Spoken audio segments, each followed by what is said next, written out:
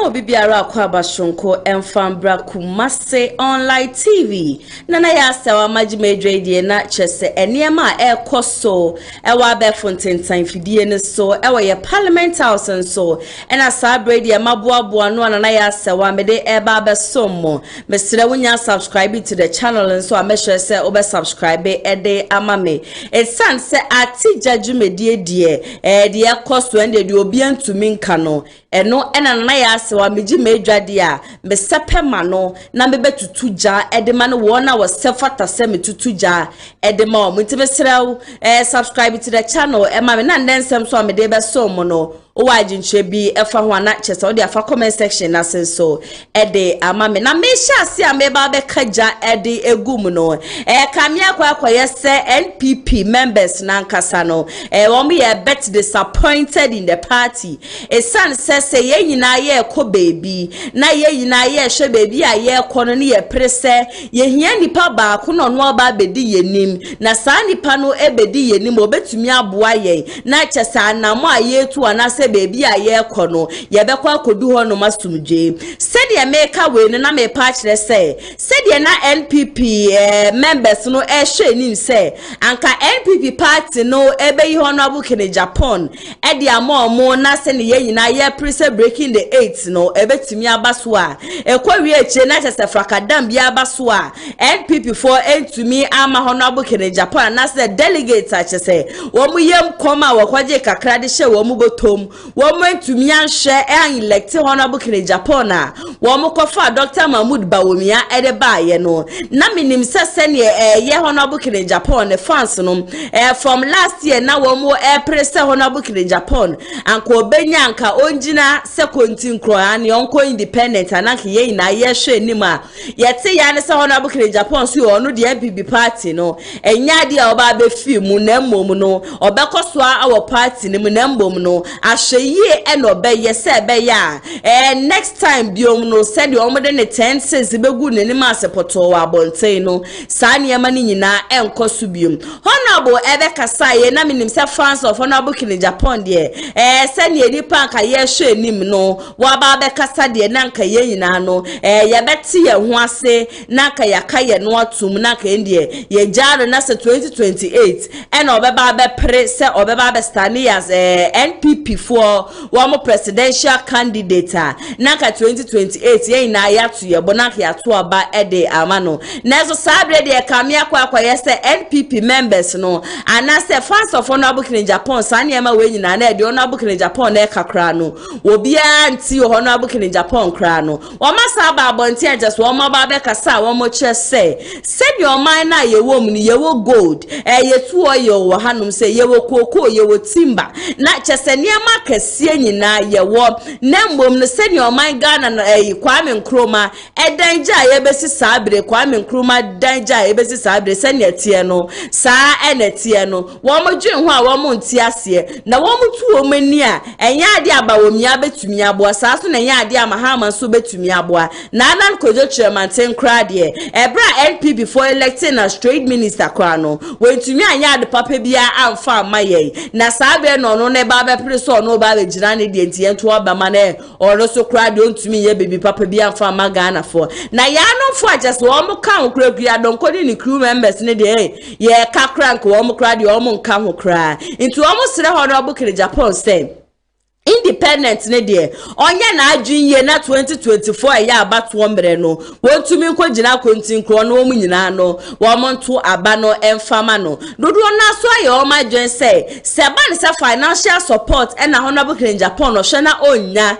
enunti na opre se nya de obekọ ye independent ne de a ende wo mu dodo na ye ready so o mo be finance no ane wo mu di sika be wremu na ende ne campaign ade nyina no je so woma bo mo humode na ndi siko omudi bewrem no woma tumi di aboa no elma ne di aye ne campaign na ombegina kontin kronfa maye esan so oman na ye wo mu no NDC aba be ye bi obeya de papa anka nya de anka de be opposition sa so na NPP ba ye na NPP etumi abo no humode mpa etumi akọ 8 years na so 8 years no ade papa NPP aban no etumi aye e de amagana fo nyina free senior high school ene Ghana card free senior senior high school no kra na da hosa no e sheda anye no free senior high school sa esense yen ye time kra na free senior high school eni ho no ne ye tua school fees ya no for mko free senior high school na ntase yen fa wonre mu na sika nketen bi agese wo maame no ba pa tua no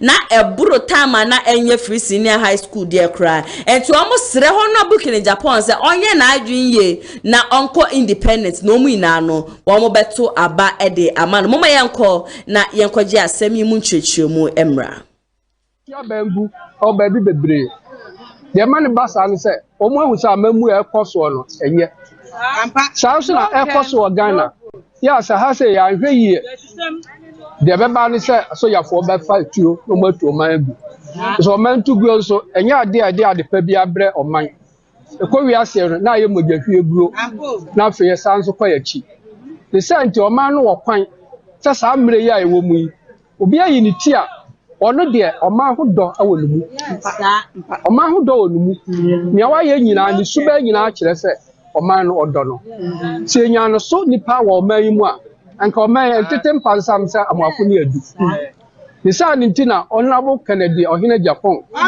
na wo ya asin central mrahye dani nyina hwe nanim se anka obeba waba ba fa Ghana konya no na waboa ama Ghana atu anamompa akoda nim MPP fo nya akwanya senka obde ne beba enso sikadie ane ahunahuna ana de course wonti wona ansese omkoto abayi no omo anto anyi no sese ye ne wo ho no ye ni sa atumi no de wa ne se ye hu so ma ne ye bre adwuma nim krono ani proye atasihye na ekoso nukuredi anim onipa baako ne nyina wo gidie mu odumu se oba obetumi amasa ne ma nyina efrise me kaisa me hwe no emra okwa amaka so okope sikade abeboa na dwumai oka kire omo se me de se minya president dia ade omu ane se obi a wadi sika no mema no bosumi nsia onkotua no se wa onkotua na rehwe mampa odo wadi sika ama wadi sika ubetua na obedem oni pase na yehwehwe oni pase na yehwehwe ne sa ne nti wo mo se ya ntoma no efise oba baby omudidie no obeti omodi ane nanso ense se basa adenti na omanya enyina ya kekere na obi didi na obi de ekom de no adenti na se basa adenti ni ya omanya onyankopon di bibia cheye ye wo bibia tetetete ya tu gold abesi de gold eni ho faso bia ukọ obo ase akohwe kuro no alko Johannesburg akohwe gold ya no mutu o akohwe kuro no adenti na takwa etise na etie tisa mi na na ekura ase emre tu gold ho adenti ana ukosehwi eni western region ma timba ya twa nanso se na etie na etie akwamponye eba ni sen adenti na omaya ye wo oil ko Dubai ko hwe de omde oil sika eyo adi na e de enya bi efisa hihye ya ye mpanimfo ne ono ombetuo no hihye enye hwesu obi abetu oil wona asase no ye odia wo fa only 9% na sabe enya bodamsem me maami a wanko school me papa a wanko school me ofa wanko school odina asase ma obi o se abunu ana e de ntimi nya se abunu do ba betu ya de no one ni enchemienu e de se 9% na yepe tax me ebeje twana no mpo tax ayeje no yes omutua no akoduru $6 billion omo ntua e ko babusia 3 billion wa IMF enya awereho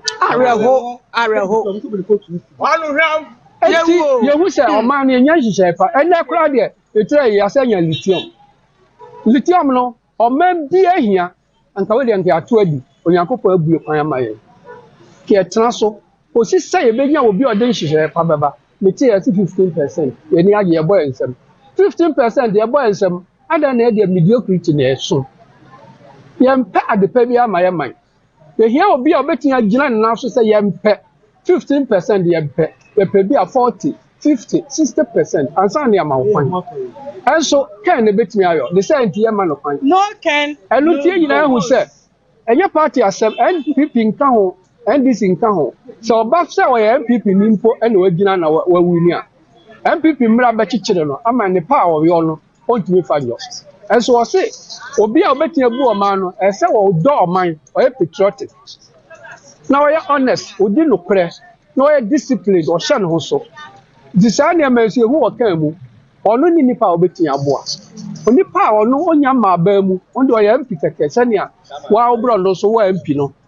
And so ono na mpi kakra na we no, o tim de ehu sika $6 million or the sick cardio center ama oman. Onipa we say nia wo wa apem no e de o ha ma ne sie. Do wa apem no e ne de o ha ma ne sie. Onipa we ya o na otimi yitu no botom yi $6 million say o de ye adwuma ma oman no. Wo de oman sika he ne nsa e se usuro se obedi.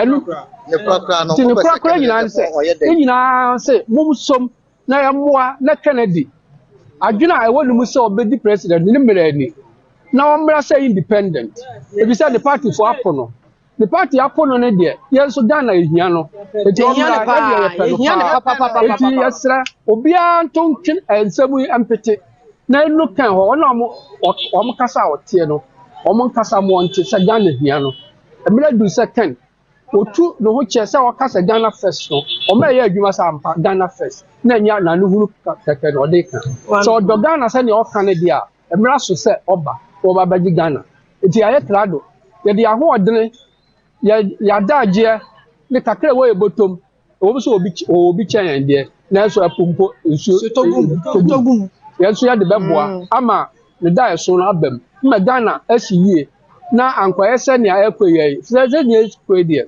ebetom rebi na kichi ye mare ti ya no na ye sre Ghana mpanimfo Ghana mrantie Ghana mabawa nkokora mrewa ye nyina nsom ni enkanche Kennedy Japan se emra so se oba no obaje Ghana e sufre no Kennedy e slow e burukotodwe e slow ahemfo mu fama no ntum otumfo anu tum ohinkase bia otum kasa ma du Kennedy horo fo anu tum na ne Kennedy nkasa no omra se independent ni nyina beta na chi ye hwe anu no ye party sam o de MPs no mu yiyi mfi o mu parties mu ne mo president de ani tire no e bi se sa adweno no e preferi de ti inye tira empro dia dimsa adwene dia akagina empro esra Kennedy omra ehwe nanim edamu nyina asese mo aba be hia no pen ma tire krata yesu afre yewura Kennedy akompre kwa Japan se omra kontofro ne se yehwe oman mu a edrum pempenso a yepe obi a oka nokre na oyensie na nani so ade hunu ne se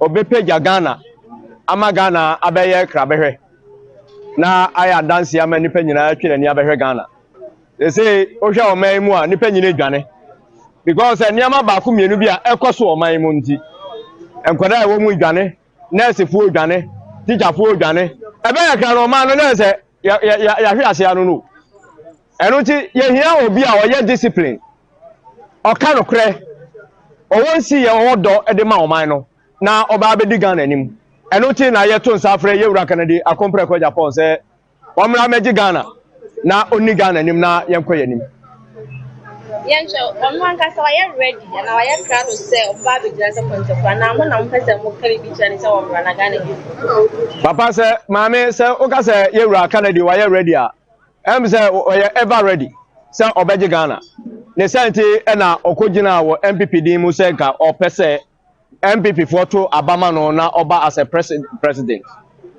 candidate edema MPP ba MPP ko kakra no se omumpe no ena Ghana fo a ye do so no se ye pe no endi se ye se ye kwoto ababio eye candidate a ene ye to no Ghana ha ka won mi no mi eno nyina di Adansie se Ghana ebe yi yewura Kennedy akompre kwa Japan se o megina Ghana edimu na o me presidential candidate no pamaye eno ti sabre ye nyina ye kan se MPP fo se wo mo mpe wo wura Kennedy by Ghana fo a wani abre na odwere Ghana ho ope Ghana nkoso ope se Ghana bibi papa bi ba ope se Ghana no kuradie e kira se oman mu ope se Ghana ensi ye ne pere ye ekoso no ena e frɛ ye wura Kennedy se omra ene ehunhwe niema ekoso Ghana ha tan ade ye me yakura wo man mu ni se ye mrantie ne ye mabawa sabre wawie school wo bo degrees na esese wo wura adwuma mu ye adwuma ne nimdiye na nyame wasua no di ye adwuma no ene wo nyina atefie wadane ma bet ebi aye fraud emai adane hookers ena omo ede wo ema mema wenum nyina aye amamuo boni a ekoso oman mu eno nti se ye wo obi a obetimi aye nhyehyɛ pa na wahyehyɛ Ghana ama mrantie ne mabawa oman mu nyina nya adwuma aye na nimdie anya wakosua no ode beboa ma oman na koso a why not say ye mfa ne mra and the MB before they say woman pay owura Kennedy ba Ghana for say ye pe no eno nti o hwa dwuma dia ye dia yakɔ me ahodo bebre yakɔ nkurase yakɔ eka se nnwuma mu yakɔ offices ye ni nipa bebre adi nkomo nya womo ka ne se owura Kennedy ama womo nto aba eno nti ye owura Kennedy be transit na Ghana for nto aba na mbani vo se ohine ti kromu na wanhwe ama nhyehyɛ pa nkoso na akwani nipa bɔne mni bia bedi o man so a o so ohine kan eno nti ena ama ye ni abre na ye frɛ ye owura Kennedy se emebru no hia no ye maame no mom kokwa so kofa ne ma hia no ye papa no ma wom kokwa so kofa anema hia won ye papa no ma wom wo maaze wom hia no ye maame no wom ton fish wom nyina hia no se ono na betimi aye nhyehyɛ pa ama won dwadie atimi akoso ono na betimi aye nhyehyɛ pa ama Ghana nhyehyɛ kanse nsesaye aba ono na betimi aye nhyehyɛ pa ama yesuku sem aye akono ono na betimi aye nhyehyɛ pa ama nei sa abrante awie suku a obenya adwuma aye eno nti ena nei ye gina aye kasa na kan ye kan nyina no ye kan ma Ghana ni bia a wodo Ghana se oman no etibe fa no ntuma pafira se wo meka ye ho na ye nyina ye mo ye owura Kennedy chidom ye de ye ho den ye de sika ene e bibia beta na chi efiri se ye obi e kan se ye owura Kennedy ama wonto aba enye me na meka Ghana for na eka na me no mienu nyina so di Adansie se Kennedy ama Ghana abato no enkoye ena anu ya ohwa before ye assembly ma ba om go tutu ye won me no mienu di Adansie before se ke se ye mark in a percentage akoma report all the system is yafa e de ntia amanfo bu ofu se ye Kennedy ama omo nyeden omo nto aba enu nti ye be twen se ama doma ama bejo o ma na sa se na Davida as I say ye po obi obedi bejo o ma nanim na odo o ma no akọ obọhye asase so enu nti na Yesu afre ye owura Kennedy akompre kwa Japan o si ade ayo ye owura Kennedy o hye boba akokura brawo ni oni so enu nti we kire ye nse ye de Ghana share nsa obeti me muvu Ghana ama Ghana ko gira pen bi a ama wodo ni nyina betu oni abehwe ha na fa bibi pa bi a so omde ma ye no yatumi ayo yetia no ne se ye kwasa percentage sika ye kwasa ye no fa so be na Ghana minu me ye ni nya ekogrofo bi botom enu ti sa ne ma ni nyina se ebetumi akoso ama Ghana discipline abaha je ye owura Kennedy ene betumi aye san je ni nyina enu ti na Yesu afre no mo you ready say mo fund the honorable Kennedy campaign see am na mo call on him say on contest an independent candidate we are ready ekwo we na e wa no papa enye Ghana agwa na wo wiase nyina worldwide oko UK ewo Germany ewo Greece ewo all the world enti founders no there any problem ena me no kura mi eno di Adansie so far say oye media na oko we so no wa wo nia ekoso amanfo ahiase a wo tue sika to support ye owura Kennedy say omre independent in funding say de be ya ni sika semu no obenya sika dia born ho chidom na wo de aye campaign eno ti binu mi eno di Adansie we are ready say ye be support no sika semu ama ne campaign a wo ye no bibia ti akoso totin. What is happening all over Africa, especially in our sub-region? You see that there are coups everywhere. And this is happening just because of mismanagement of the country's affairs. And the soldiers will take the opportunity and then step in. But when they come in the long run, they don't do much for the countries that they go to rule. Recently, there have been coups all over. And it can also happen in Ghana. But because Kennedy is somebody who has the heart of Ghana with him, you know that when he becomes president of Ghana, this coup matter will not even be attempted at all because the soldiers like him for what he's doing for Ghana, for the military. Look at the 37 military hospital, what he's putting up over there. Look at Fabre, what he has done, the fish ponds he has done for the military. They are very happy with what he does. So we believe that if he becomes the president, they will not even have that mentality of staging a coup. And then, Ghana, what we need most is honesty, discipline, and patriotism. And we see this in Honorable Kennedy of Japan. He has demonstrated beyond every reasonable doubt he's a very patriotic person, a very honest person, and a very disciplined fellow. Because of that, we ascribe to what he believes in. And he also always says that Ghana first. So if Ghana first, then we, as citizens of Ghana, that have been let down by the MPP and the NDC, with their bad governance, with their corruption, with their bad things, whatever they do, that is not going to order well for the country. You see that Kennedy is the only person that can lead Ghana to the promised land. You see that he's a very disciplined person, a very patriotic person, and a very honest person. If you have these qualities with us, then Ghana will go far. You see, we have to have a paradigm shift from the normal politics. It shouldn't be politics as usual, like MPP, NDC. When the MPP come to power, they pat the NDC on the shoulder. Paddy, you didn't do well, you didn't do well. And that's the end of it. Because they know that they are also going to do the same thing, or even worse. And then when the NDC comes, it's the same story. It shouldn't be politics as usual. It should be a paradigm shift, where we have somebody who will crack the whip where necessary, who will tell the truth, will look you in the eyes and tell you that, man, what you did is wrong. And if it's wrong, it's wrong. Wrong is wrong. And you cannot embellish it with anything. Kennedy, we believe in him. We know that if he becomes the president of Ghana, he will be able to create jobs for people because he has been doing it. Right now, he has over 7,000 workers for him and counting. He's building a steel factory that's going to take another 1,000 or more. And then he's going to put on start factories in Volta region, in Central region. He has already put up some in the Bro region, you know, and he's going to put 2 more. And that will take more people. He has every place he goes to, he identifies what will make the people there. What I like most about his vision of tourism. Now we asked the minister, what are you going to do for tourism? And he says, when there's funeral, he will cut people from places to the funeral ground and they will drink soboro and eat a preference. I don't know what is up there.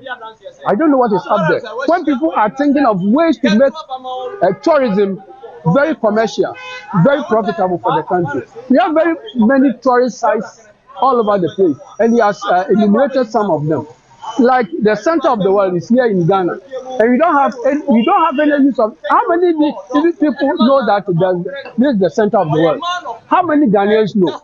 How many Ashantis go to Lake Bosomtwe on holidays? They don't go because they don't know what is over there. Who are a Honorable Kennedy Japan, woman who nsem ene yekotie baaye no. And into tie wo modi ana chese e o ma ye ever ready say wo modi wo musika wo nim so Honorable Kennedy Japan wo so wo bi sin wo mo na so wo so wo de kakra chese wo mo wo no o ma ye ever willing say wo mo be support Honorable Kennedy Japan na wetumi aba abegina as independent candidate na chese nka Ghana for ato aba no e de amane coming December 2024. Sansem we ya womudi tu dwen nyina no se woni omo eya adwen anaso wajen bi efa ho abetumi e de afa comment section na se e de na mame fam nko way back na no da bi me betena hanum say e de prophecy na a free prophet kwarteng ho e be so na make sure say prophet e chere say Honorable Kennedy Japan so wo bibia opese won ya obetumi aye this time but say o change say 2028 na and after say NPP before opposition there's say ye na ye nim say ye the NPP opposition e de womo beko omako opposition ewie no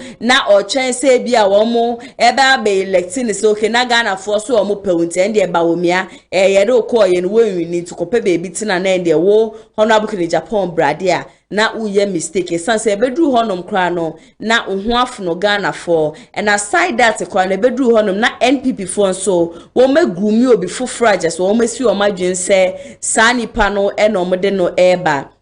And if care is not taken, one de ye Alan Kojo chairman say no, one would be ebe ye until say oh bibi a pese we ye dia and ye to me kana ye ne sabre na tie Ghana fo sufre esan say before san now you amabato no presidential NPP presidential candidate abato no kra prime minister abato no ebe koso no won sama che say wo kan ye ne bo sha kese a wo de share Ghana for no me hu ne say no e na ama Ghana for wo manya mumu gidie nti a wo mo prese ho na bukere Japan ye shrewa ko independent emaye na yentumi emfa Ghana no emfa hye won sai san so o man asabi ye wo bibia de anke ni kwan kra said this time wo be ko nkrase ni bi no mgusu atiti duase yesua de na no adabi kwa me the video be so ma great tampon na wo se wo kopie mu wo western region ho side wa sekro pon ho side a chese baby a Ghana ye cashew chese ye nya cashew fipa baby ye dua cashew pa wo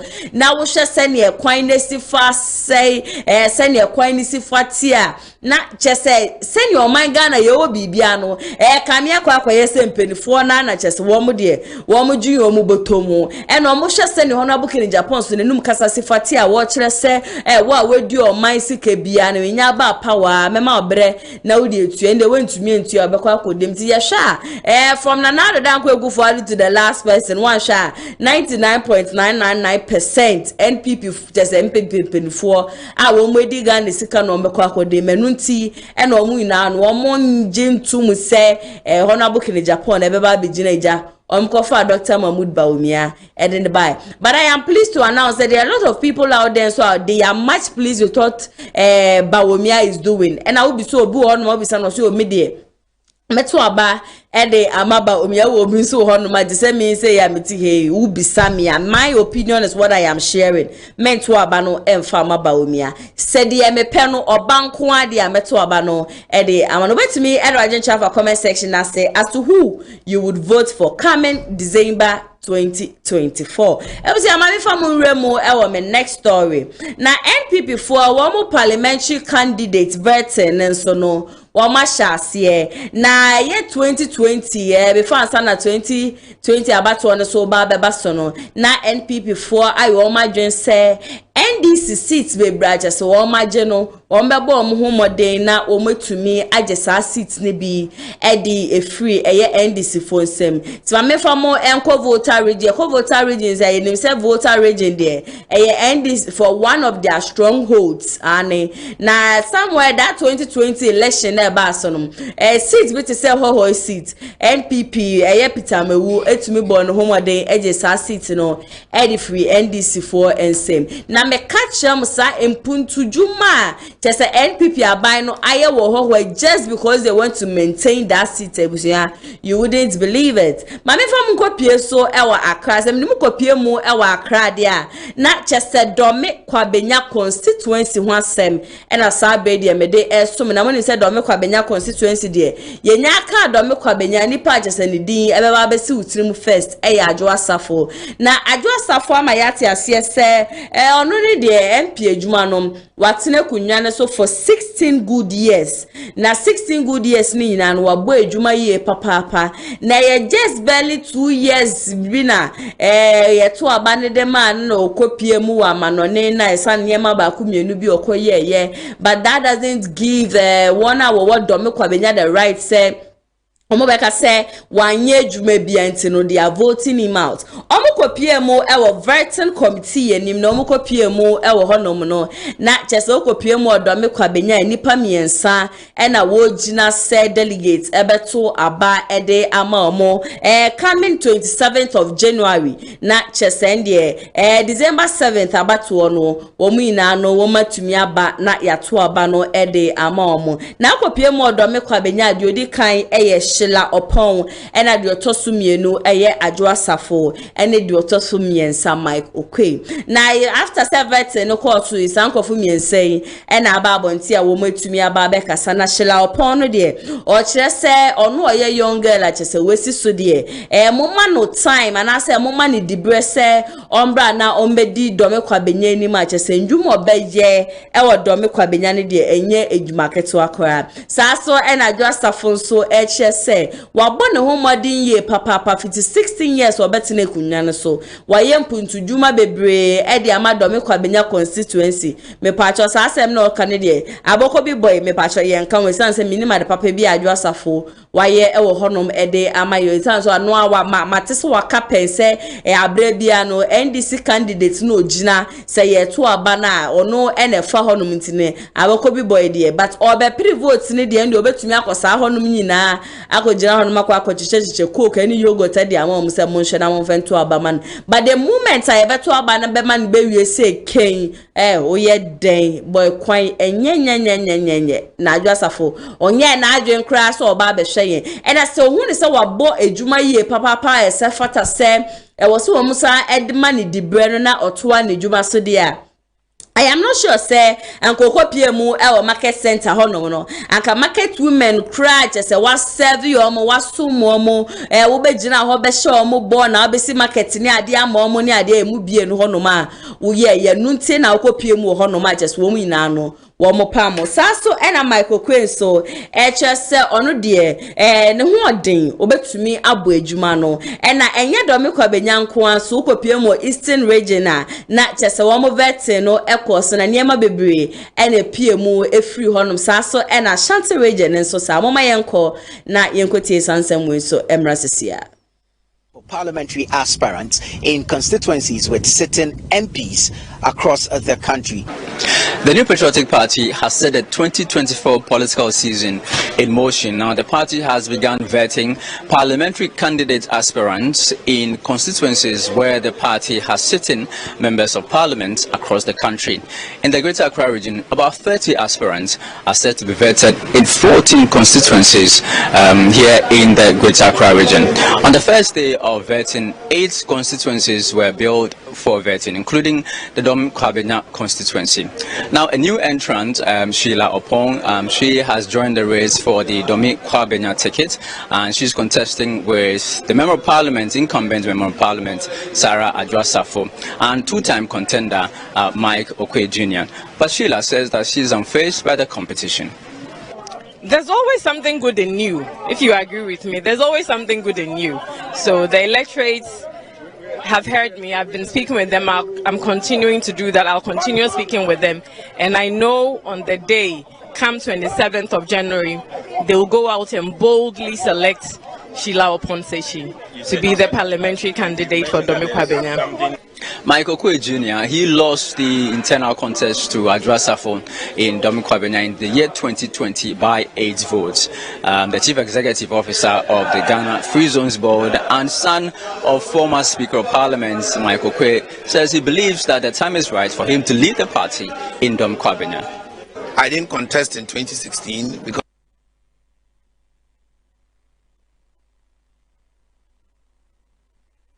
before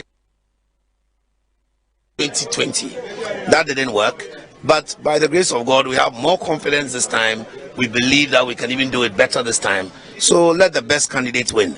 All I just want to say is that all of this in the long run is about the elephant. Incumbent Member of Parliament for Dom Kwabena, Sarah Adwoasafo, she left Parliament. She was absent from the House for close to 2 years for personal reasons. Now, some people have said that this has created disaffection amongst the party and constituents in Dom Kwabena. I asked her if she still has the trust of the people. They don't see any point of desertion. What they see is a woman who has worked tirelessly as a young woman.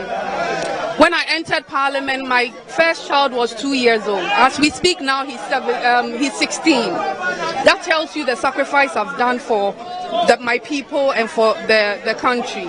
And they appreciate that. And they know that since I entered Parliament in 2013, there hasn't been a single time that I have not. There's not been a single time during my tenure, except for what happened in 2021.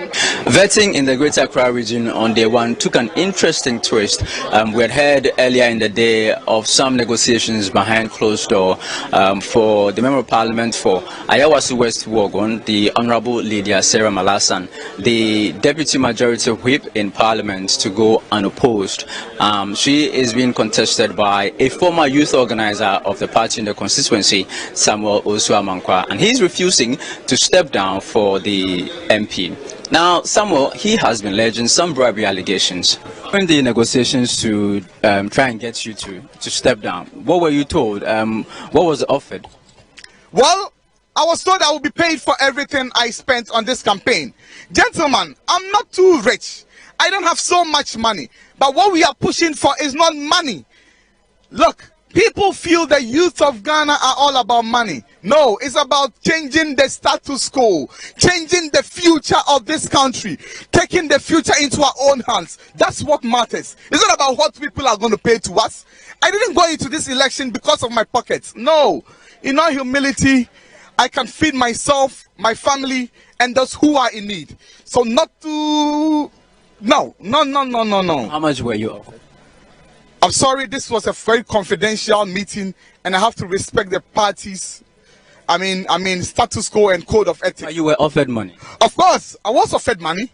I was asked, how much have you spent on this campaign? We are willing to pay you. Even we are going to give you appointment. But I told them, no. Now, following these allegations, we sought to clarify with the party, and we spoke to General Secretary of the NPP in the Greater Accra region, Daniel Parker. We are aware for the past 4 years or so, he has not been doing party work. So we put it before him, thinking that he will consider to say that, look, I'm stepping aside instead of disqualification. But because he doesn't want to listen, in fact, does he want us to discuss what happened indoors?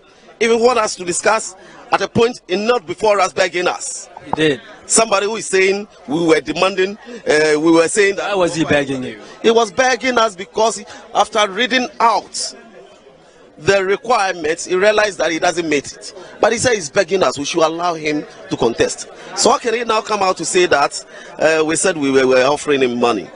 Where are we going to get that money from? Even when we have that money, in fact, I will keep it. 7 constituencies down, 7 to go in the Greater Accra region. The regional branch of the party is hoping to wrap up the vetting process by Thursday, January 4, although the entire process nationally is expected to close on January 5. For City News, my name is Charles Osukumi.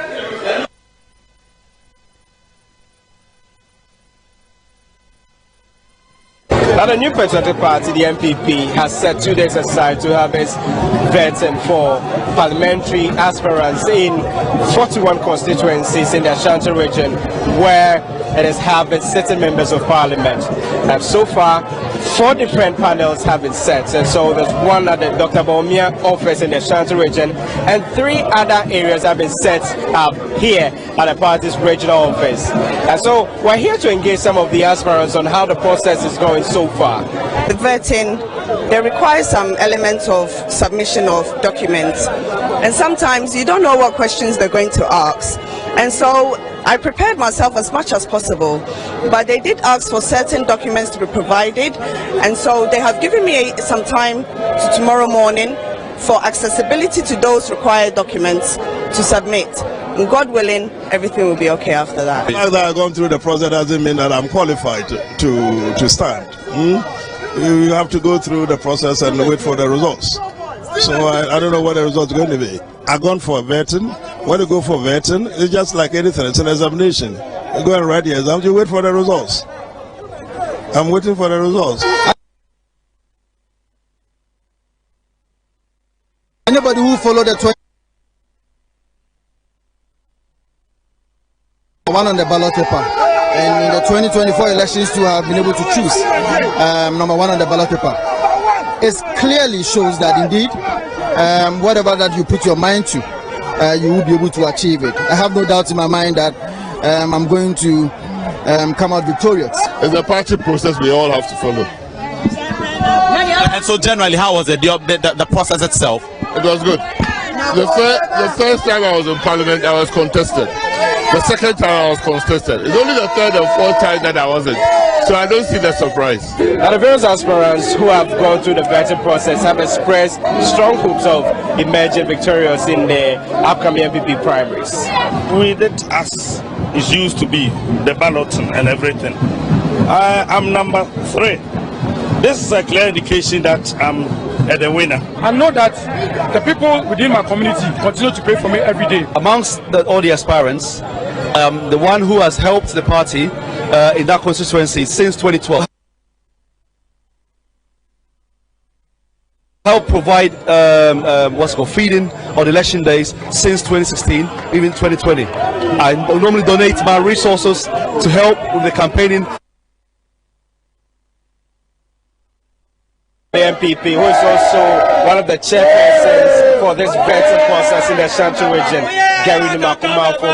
He is assuring that the party will ensure that no one is unduly disqualified, to ensure that everyone is given a fair hearing. A free process, a fair process, a transparent process.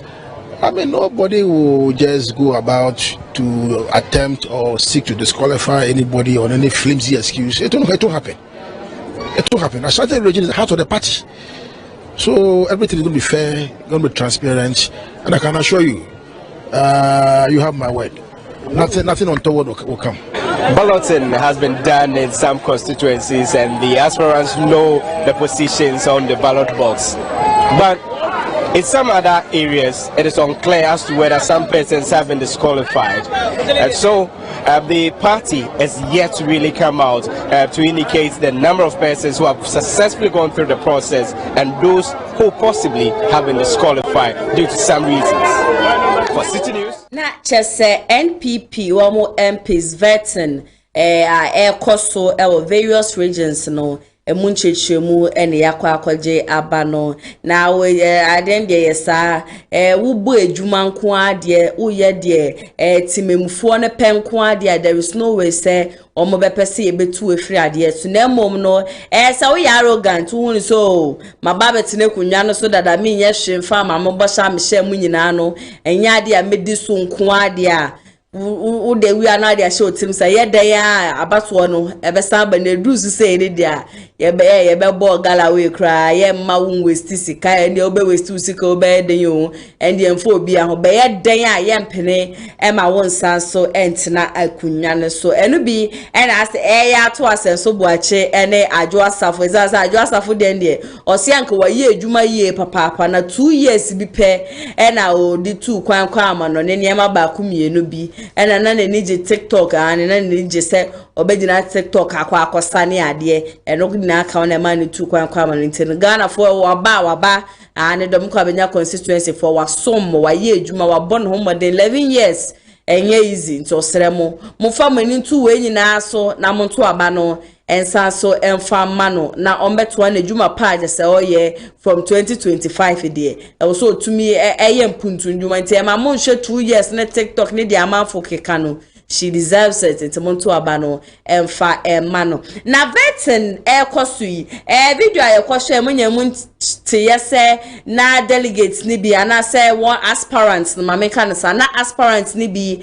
se vetting na wamoko no obi wo ho no ma just one mama ne time say onko na onko pe enkrata bi emfambra na metie sansem we mu na msi o da bi menye menko na wo say meje sansem we mu nchechirem wo say me magana fo nyina hunu say NPP amenyokuo no before ansan wo mo be you be say be anipa nembra na ombegina as candidate and farmer party no what are some of the things ya na wo mo hwe fa say okopa adwuma minje ni say onya asore prekopa du ya o se me ba be adwuma na adwuma ra na fa embo mo be ma wo be submit u CV wo be submit u application letter wo mo be hwe sa na ema nyina be bia wa ye adwuma wo modern ba chese wa bo den na obetumi e de aba ye adwuma na just wo mo employees wo mo employer for studie ben na company no ebetumi enya edi efrim saso ena NPP fon so wo mu hu ntini sabre ya mene mo ka sedie mesha so obeka me ho ne yakọ na yakọ akọji asemi nchechemu se candidate bi ba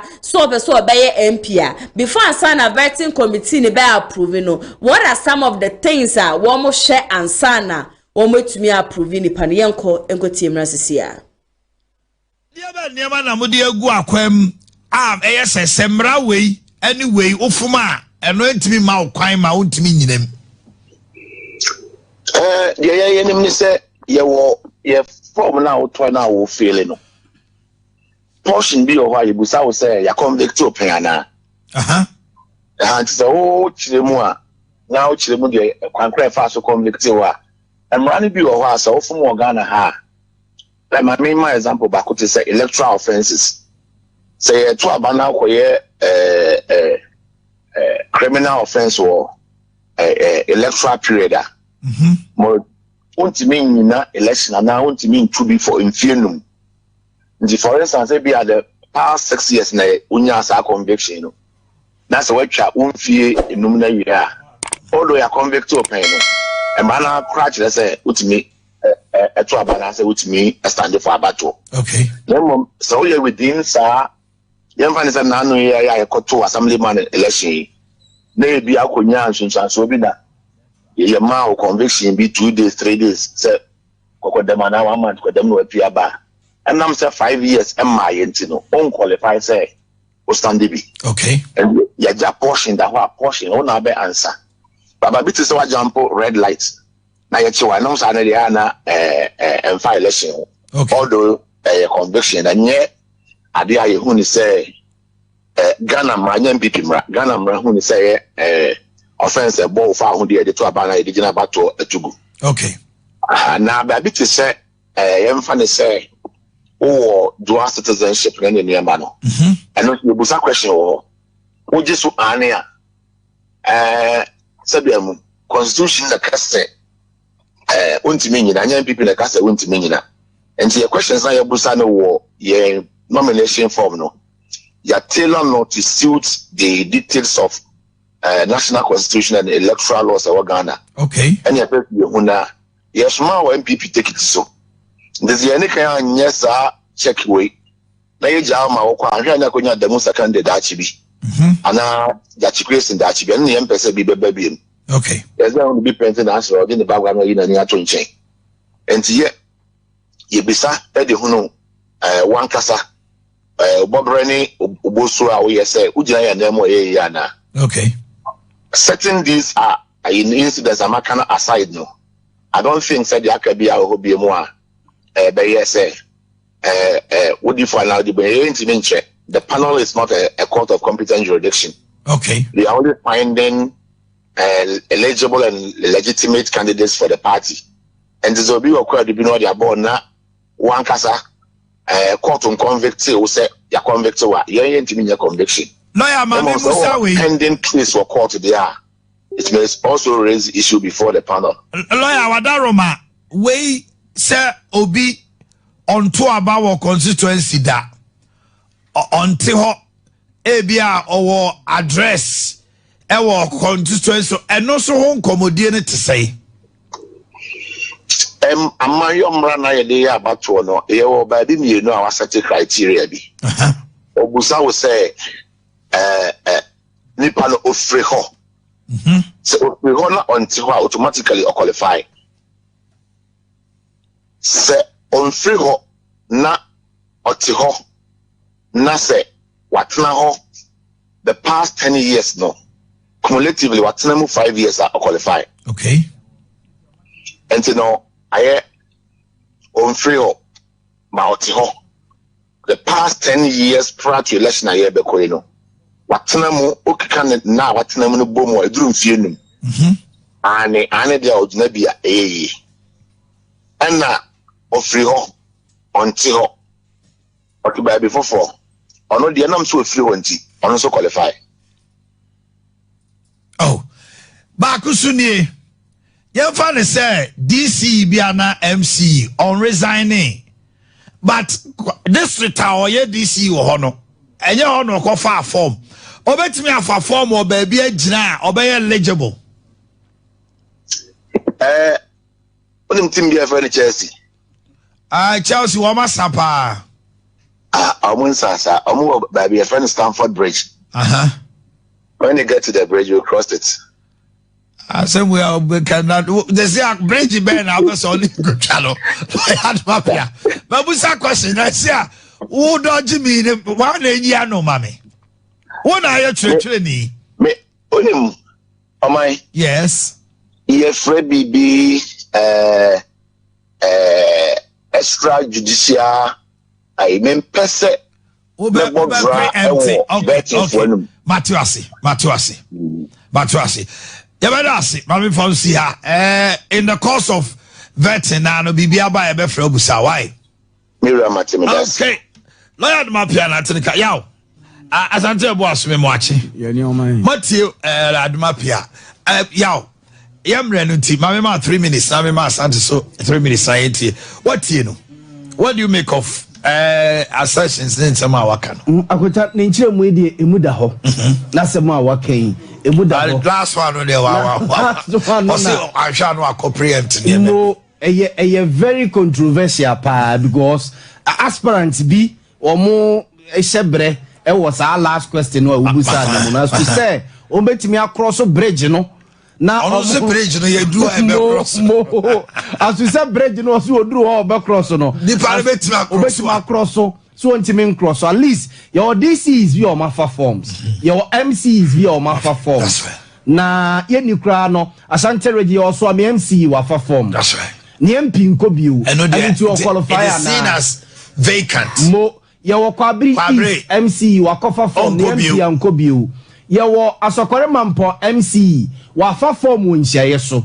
Ni MP kobiu a qualify na and I say disqualify no. Right. Your other ADCs bisu so a wo afa forms e wo omo constituencies ahodo ni mu. Nti we eye ade a test case pa ma party no wo mo emra wo de betu dwa so ye DC a o pese contest ya resign a year ansa no makwa akoto aba no ye hwe de be kwa akosie dual citizenship ni akonta ehon sensem no yes o kan say omo pese Adamu Dramani Sakande MPP ehun bi da anajachi question besi anajachi question NDC esusu hu bi asocia o mafamu ene oda so ewo parliamenti ne kwa so na kota ope party ba ko a bogus do so pawo mu MPP ane bogus ne omgumpa ope party ba ko a bogus ne ta yi omuti ebe pre parliamentary primary spy MPP omunye careful emra kuma wo seat ne be ye vacant no enkebi yesi obi be fa form a na okuta dual citizenship omutiri ne ye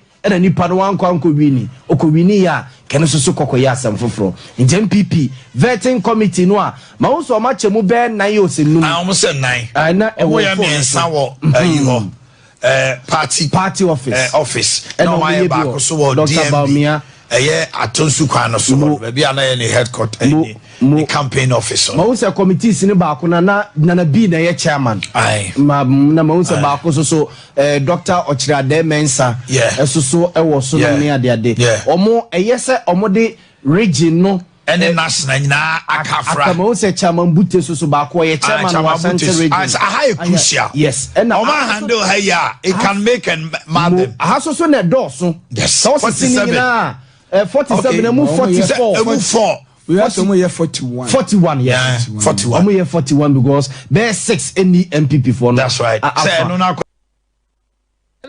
rules govern NPP parliamentary candidates no any ekwaji mu chichemu eba ye na nti no say bi kra na constituency no what honum but e bia na bibi nti fan say bia what na honum 5 years na wetu efi honum akotena bia you still qualify say ubetumi ejina if only say wabo homode na ohwe na timemufo no beto aba e de ama won ko ade a na chese ubetumi afa forms na wekopie mu vetting committee ni so na wo mu rules ni bi ho no ma I believe say bia free bia no anytime election be koso bia no woto aba no so be ho no ma be over 10 to 20 years onto aba that if you don't vote you don't qualify but say each say bia you are part of the party na bibia ni a wo do ho hyem nko ade a onso obetimi agina as MP de ama wo constituency a wo na chese min say no to many ama ye ya next 4 years metumi and there's adjustment na be wini a metumi akwakotu na de so se Michael Queen so na be wini a menso metumi koto obi obetena so bia no next 4 years metumi akọ na betuno ade so ba cha next time me be so mo no 2024 election year so de munim sene e be ko esanse NPP Ghana na ye wom no aye NPP ana ye NDC it sene NPP a disappoint e je se timemufu nyina e ka se NPP de nya de omo beto aba e de ama omo no munim se ye den ya NDC e na beba but o ka che mo se enkom hye biara mo de beba 2024 efa election won mo nya very careful wa nyankopon wen kasa nkyere won mesrew mbegina honom na mbe kan mbe wonfa weni ye mbe hweyi mbe peja weni na hwase ne oman ne kona na mbegina honom na ma fake prophecy bia na 2024 election no ukosura hime mu kra na sa ukopie mo spiritual world ne kra na 2024 election na mu ne kra no wo mu hu obi obedi nkunim nti na anu asem asema bedu ko bi begina ho be ka se na the NPP for the aye ni nti no wo mu ko opposition na NDC na be win no on de ye ya udi chese de ahye ne so ache de honorable KWARTENG na NPP amamuo no wo mu de di na chese obi anka 31st bia no de ne nkom hye ba abonti na de back to back afi we besi ekowie gya na chese mama na djuma abo na zesi ne nkom hye kro de ba abonti a emfa kwemu no prophet bedu ko bi me pacho me sofo se me nka nkira wo se 2024 and the chese say na bia na na adodan kwegu fo ado ne IGP ne MPP for the aye wunti no u begina hono ma ba be ka say na 2024 election no NDC ne be win na 2024 election na nkasa no ye ni mo bi obe win and aside no so kra no ye woni pa mienu bia wo mu nyina no mu nyaaya nka wo mu bedi o man Ghana so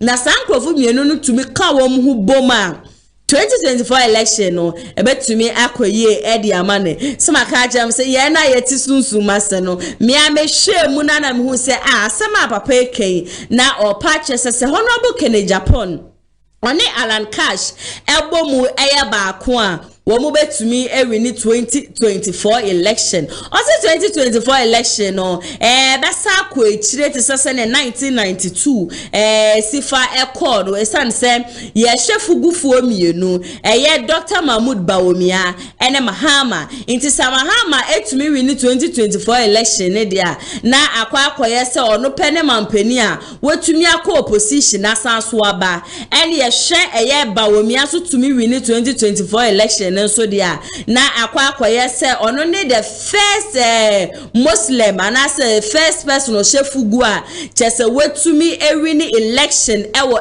NPP amanyokuo ni mu ena wetumi so aboa NPP amanyokuo ni mo me break the 8 esa so man na ewo mu no political party bi enu hono metumi break the 8 NDC for ba no mo be 8 years na mo ko na MPP aba no ma be 8 years no mo ko no meja manto ni mu so e dia ma the next person but we dia se Mahama etumi ewini 2020 on cast Mahama be wini ba o kire se Mahama kura etumi wini 2024 election na ebe kwa akoye se the first person wako opposition abasaso ena se Bawumia so ewini 2024 election dia na wako akoye nipa wodi kan ewo NPP amanyokuo ni mu a wetumi aboa NPP ma na break the 8 ena wasanso ababe first Muslim osanso etumi ewini election ewo NPP amanyokuo ni mu mama yenko na yenko tie prophet na kwatie no nsem emrasesia so ko muaduma abambokuo mu a ye wo muaduma e de ombo ban no ye wo won ye won krama tuntum ene ye wo enkrama afufuo enkrama no bi kura ho a obi ndi wura timpeti o mu green ono anepe na krama green de me hu bi da na bambo mu ono bambo mu na wo mu eye tuntum no mummom pa ye ma wo 2024 efise bambo nyuma no a wo mu ye nkrama tuntum no 2024 no me hunu nkrama ye atuo ekeka won me sa hunu nkrama ye a san nkrama tuntum bambo won se moadom a ombo ban omodoso ye wo kra ye wo krama ye wo jata ye wo edian omodoso na mo adi ombo ban e wo fie no wo mo ye tuntum no attack e wo so pa e wo 2024 yi to beti e ho nsem bebre se sa adwuma no a nkraman no ye tuntum no a mo ye bambofo no ubon say attacks beko on so edom bepu akọ on so attack won ne ade ubon say atuo entokwa pata so bedo so e wa afi no mu eti san kraman bambo emwa na omu ye ntuntuntuntum no e amom mpa yema wo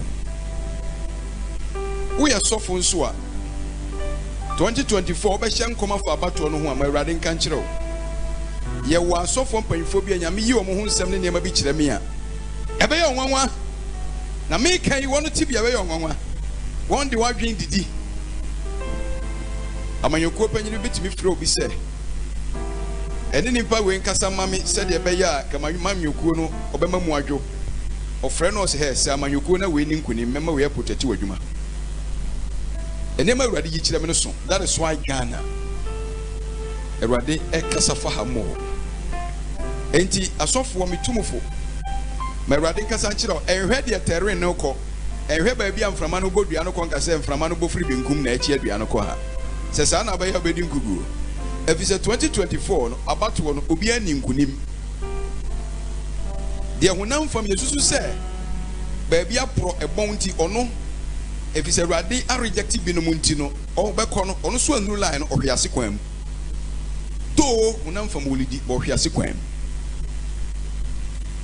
sunsun fam no 2024 aba mo beto no Ghana no eye abato ahya ase foforo a mo start ayete say ye start 92 saa na sunsun na tie na be ya abato nso so a e be ye den acha aba bi a mo to ye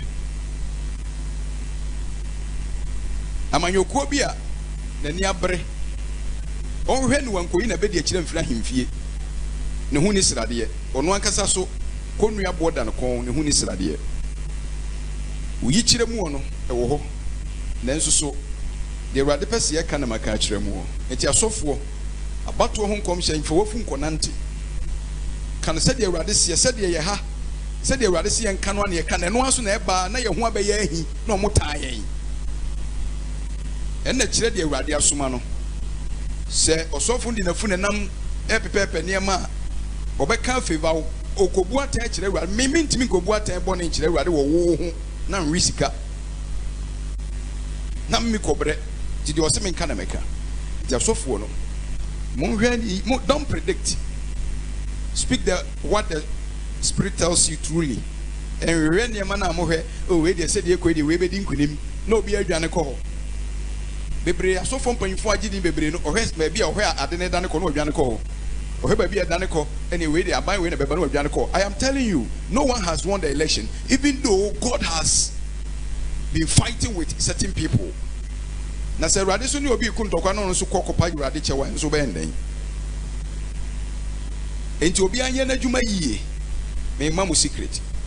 Ghana aba no a mo bɛtoɔ no me sɛ 92 deɛ no bia Ghana aba na kwasi afei na mo bɛstarte aba na mo bɛto no ye mo hunu sɛ nordna to nordna no sɛ nordna ni di nkunimu ɛwɔ ne MPP mu a which is the question mark sɛ nordna ni di nkunimu wɔ hɔ a oya abakosem oya the first nordna watimi abedi nkuni wa MPP amanyokuo no mu no asa breki 8 ato so ɛna sɛ de wɔn so wɔn nkyɛn ɛwɔ NDC mu no so ebedi nkuni bi wa yɛ nordna dada ɔro bedi nkuni wɔn so ayɛ abakosem sɛ ɔno ne mampanyini a ɔkɔɔ ya wasima watima san ba bio eti ɔmo start ade no obia ɛwɔ history to make eti sɛ mu ka sɛ ɛfoa gye obi wie ne de bɔ no pɔ na awurade kan 2020 ema me ka kyerɛ mo ansa sɛ 2024 no sɛ ni na bɛkɔ mo ana kai sɛ me kan nipa me nso omutiri bɛwɔ wiem ɛbɛwɔ papers mo ana kai na yɛ hwan ne hwan kan kɛse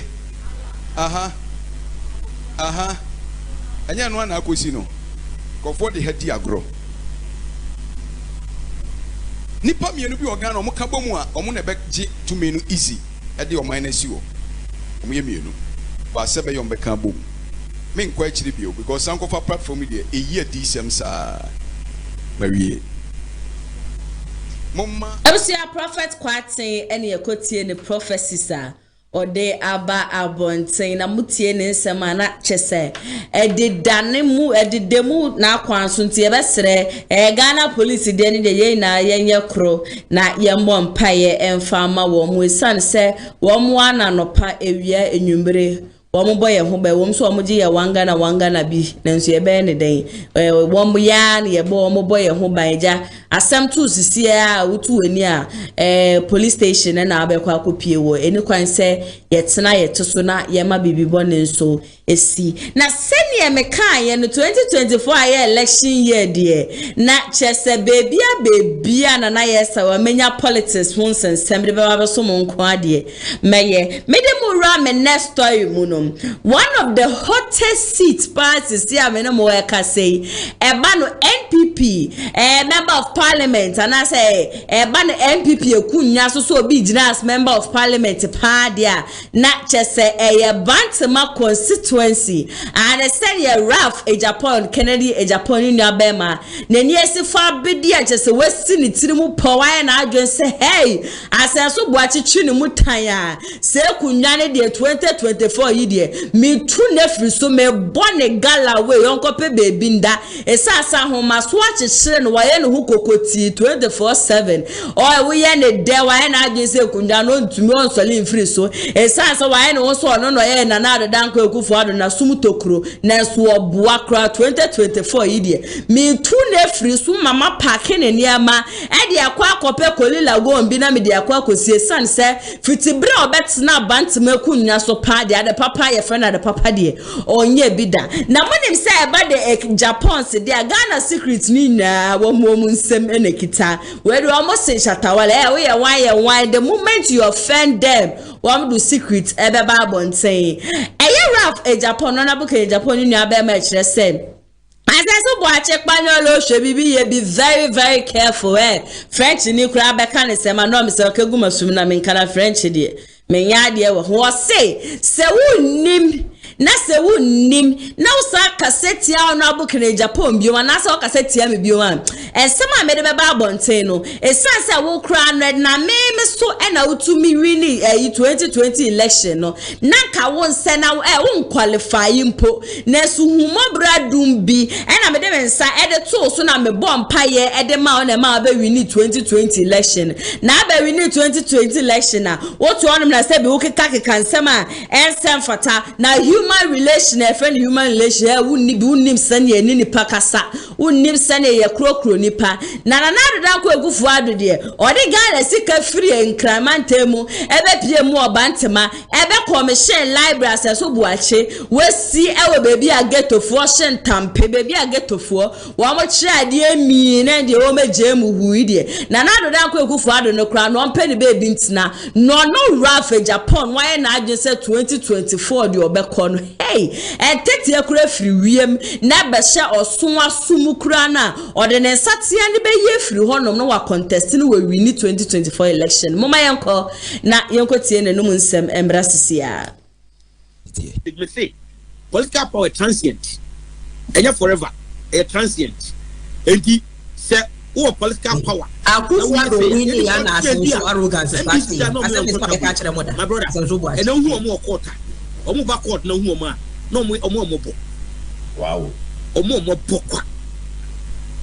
eti onya careful na wo de ete we anye 63-year-old man ye no yeah try there it say obi kase yamfa ne say no a chi asem na wo kan ye sure say obeti na obeka say e bia o pese wo ne prayer community na America ha e bia wo kan nsem e bia ono beka ne say bia wo kan nsem gunu so particularly say ode wo a onye ni say obe kan bibi sa say bia wo shada na wo tun futuru ba manfo because of munti onya America ha nkwa all over the world am food yeah same way am no okay nya ha na me break video mechanic Ghana mechanic various platforms so Ghana me say ono enya me a me ko pa to man okay Japan 2017 and can the record one continue fanya minister come passive vetting record wow can finding appointment committee any mpo and come passive vetting yes me am ko pa to man wo de opa or true force me dance you abrochi honorable Kenya me ada remote ase friend no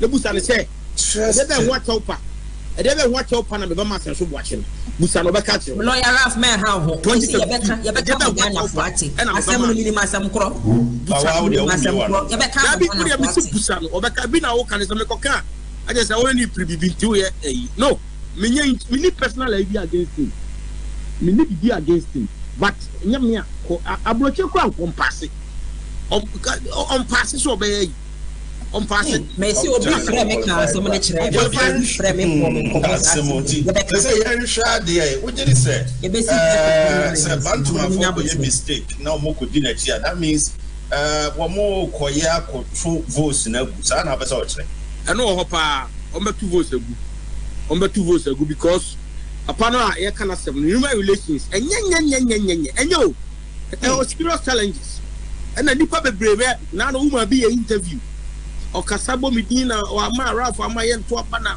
woman no minimum from madam and before the Sunday me no afraid to be minimum from madam minimum baby minimum mabusa omo me no wona say mami we here from minimum nobody see obi na catch me so say my yen ni papa ama ehona on say the esi kon it is how I don't know and delegates in person be mistake because the be agina no person break it ye nyina cry Kwabena Ampofo or say Kwabena Ampofo or say lawyer Ralph no size lawyer yan sha there nti dey be ne kan wo unexpectedly say a pre-plan no so no yes so be primary say be dwa konya obanto enya say unexpected decision there na me that but na me careful because we mu na grounds no exactly and wo ho na we mu na ye no mo e Ghana no se wo mo hu tiri masem a obia obe try so be support bia no on be block no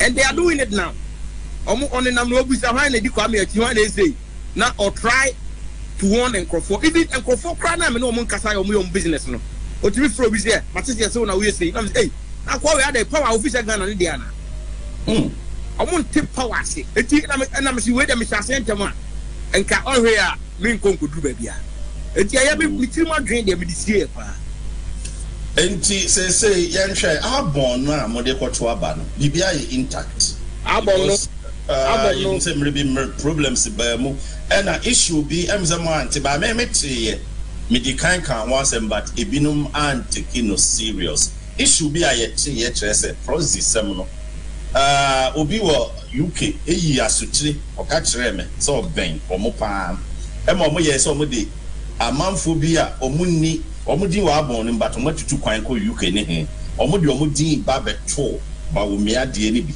enti omo ka so omo de beto no me kura me de kan na so but omo anfa ni serious enti say sa grofo na din sa wo mu biem and at the same time abon no so ye nim dey say TSC abon no control kakra wo so album no fortunately for me presidential dey into me ho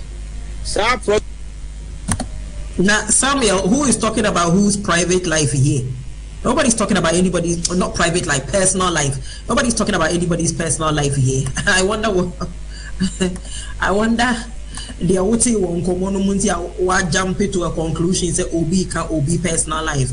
As someone a year kano and I said the lawyer Ralph can me say me mate I know mate as someone home from ano. It's got nothing to do with it as Asenso's personal life. It has everything to do with corruption. Into mobile will be programs so now ye can say say I am munyi personal life. Nobody cares about anybody's personal life. But when me at the say any ajua safo it was a work relationship. What happened between Bawumia and Ajua Safono, it had nothing to do with anybody's personal life. It had everything to do with the two of them. Omoye Ghana Juma. Now Oma Fahode Bibisa, and it cost Omai Ghana. Ajua Safo neglecting her constituents. Nibufu ye efi parliament neglecting the constituents. Ekot na United States of America for close to 1 year, so almost 2 years. Do you think it is proper? Ufusa Brochire baby, a vice president allegedly having an affair with a member of parliament, Emma member of parliament, Bufu, and the alleged affair, no, some people are alleged say there was rape involved, and I say, without full consent. What I say, I don't want to put the full details of what happened out. So Mumbeka will be to say Kevin Taylor kind of a kind of point blank. Or not say president so was involved. There's a whole lot of akoswa. Sabe and somebody be require na you do say nipa ye de baba beto abonten.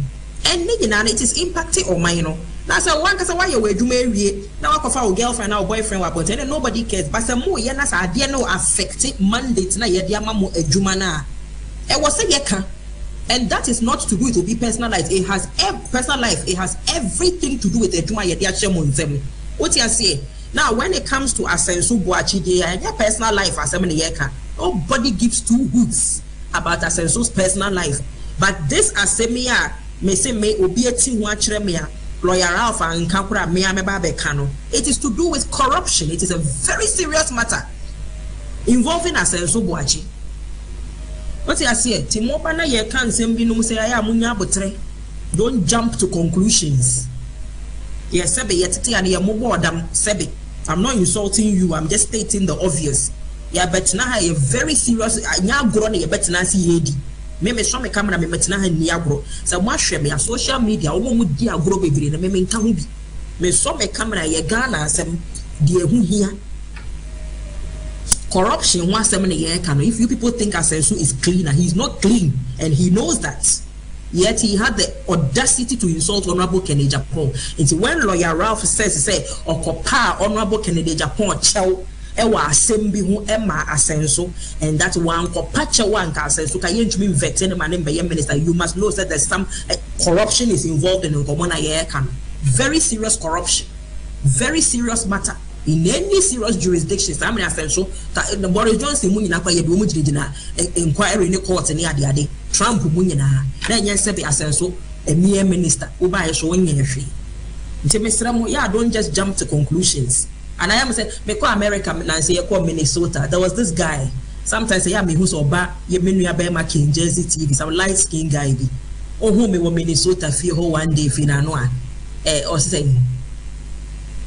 Dano me kika ma adwen kire wo pa and I was like ube kika wa adwen kire me ewe hefa because maybe I don't listen to you or say adwa safo bawomia aware asem na ube kan na aware asem ye mfamba politics. I thought to myself, you must be out of your mind. You must be out of your mind. Then I may be saying, say now Sebe Honorable Kennedy Japon I'm not call interview na ye bisa and say I think it was Oyerepa and the guys asked some Honorable Ken something to do with Samira Ekodidi na temono and their response na Honorable Ken says me bie manoa na worry begu Drew baby they worry about politics and I catch say if I worry about politics no Samira Baumian when she was busy insulting Honorable Kennedy Japon she knew the enema na why Bawumia amana ODD Honorable Kennedy Japon. Bawumia knew say he have skeletons in his closet. But what skeletons? Let's say now what would you PM bontini. You are busy insulting Honorable Kennedy Japon because also say eno na wokoka eni pabesom aka say oh Kendi near den Kendi okasa neboso Kendi odidi nkrofo. Meanwhile you Bawumia you had skeletons in your closet just because people were not aware. And on a share mebufu na mebeka Adwasafo de no mebeka ya 1 week Adwasafo was on television apologizing to the entire nation, apologizing to the entire MPP. Everything there Adwasafo is she not a lawyer? If Adwasafo not a lawyer, why hasn't she sued me? Bawumia, does he not have a legal team? Why haven't they sued me? Because asemna mebeka na ye no kware. Na ye no kware. I don't know when na aka wo manua tu. And you are telling me that we put in a radio station, so I was saying, make a fire, and I was like, who the hell are you anyway? I don't even know who you are. A few times I mashed King Jersey TV, I who's a Wuti Sudi. Now, fire me, maybe I don't listen to you. King Jersey TV, me bash me tell you, honorable bash on them say, and then once in a while, me tea back with me 5 minutes, 10 minutes, be now, me free. And to go fire me, and I will fireman, what impact does it have? Nothing. And I'm full. There's a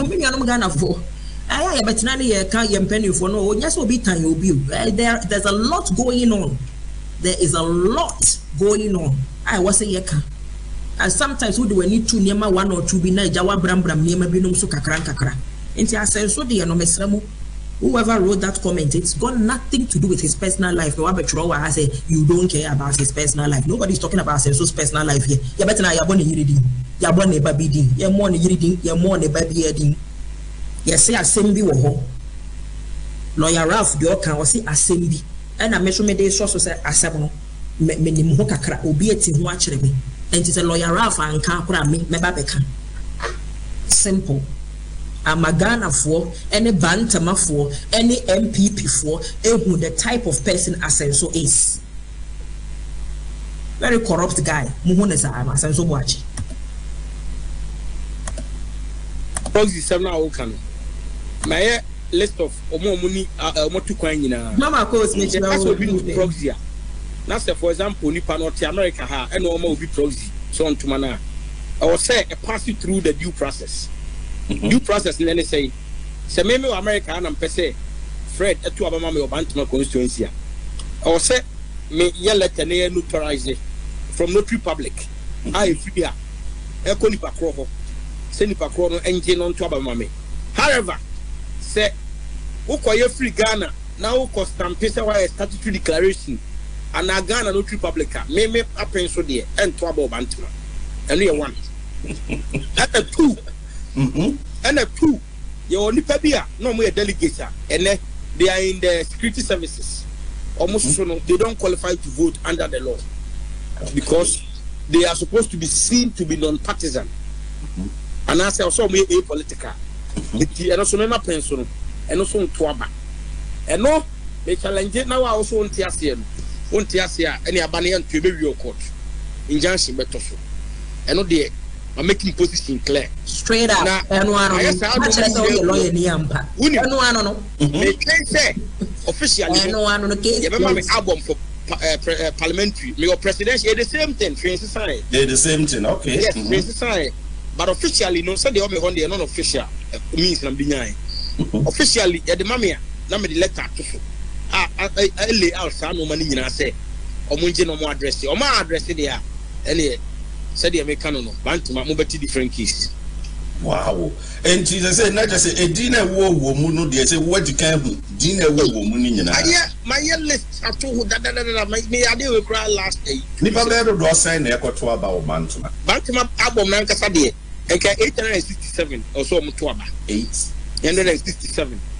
A B, and I said the Ekano, a being so a security services, a being so to coin. We say Nipa 867 the 20 your patrons. Almost so Jade or Makaho. Edi said the American catcher Abanadi. If I talk, not the debut among free and fair, we know we lose at once here. Sir, no man, me tell you, okay, a day before. Pros India now, would you remember? Maybe can't once a man, Bamsa man for taking it serious. Yeah, maybe can't once because reliable source and a minaya from Nipa or Bayas and so I say Nipa no wow, or no soon you'll be so cassa and Nipa not to draw my attention. And almost said that's a visit here. And yet this time, parliamentary and Yajuma, and he may say, boot for boot, tooth for teeth, eye for an eye.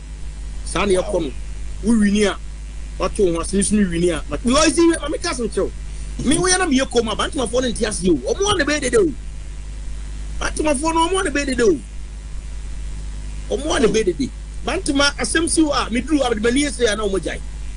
And you're shy, you show. On my penny hour, Tiaco Nana the Danko Kufado, or tie a sense switchy. What did you say? Wait, net, you know. Who wait, must stand it? Wait, the wait, that's all my opinion. Wait, no more. Oh, a president of Ghana, I give him that respect. And with all due respect, a crana on number to our friend of our comedy, I'm in a money pending, only the president of Kufad. Eti, on no some mammy Kotwaba.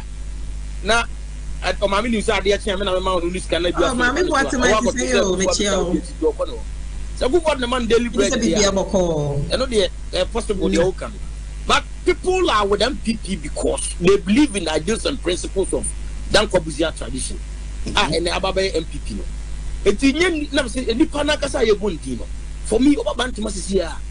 On to me was standing the angle. Any apathy or a Boa mo frere Ralph yes lawyer.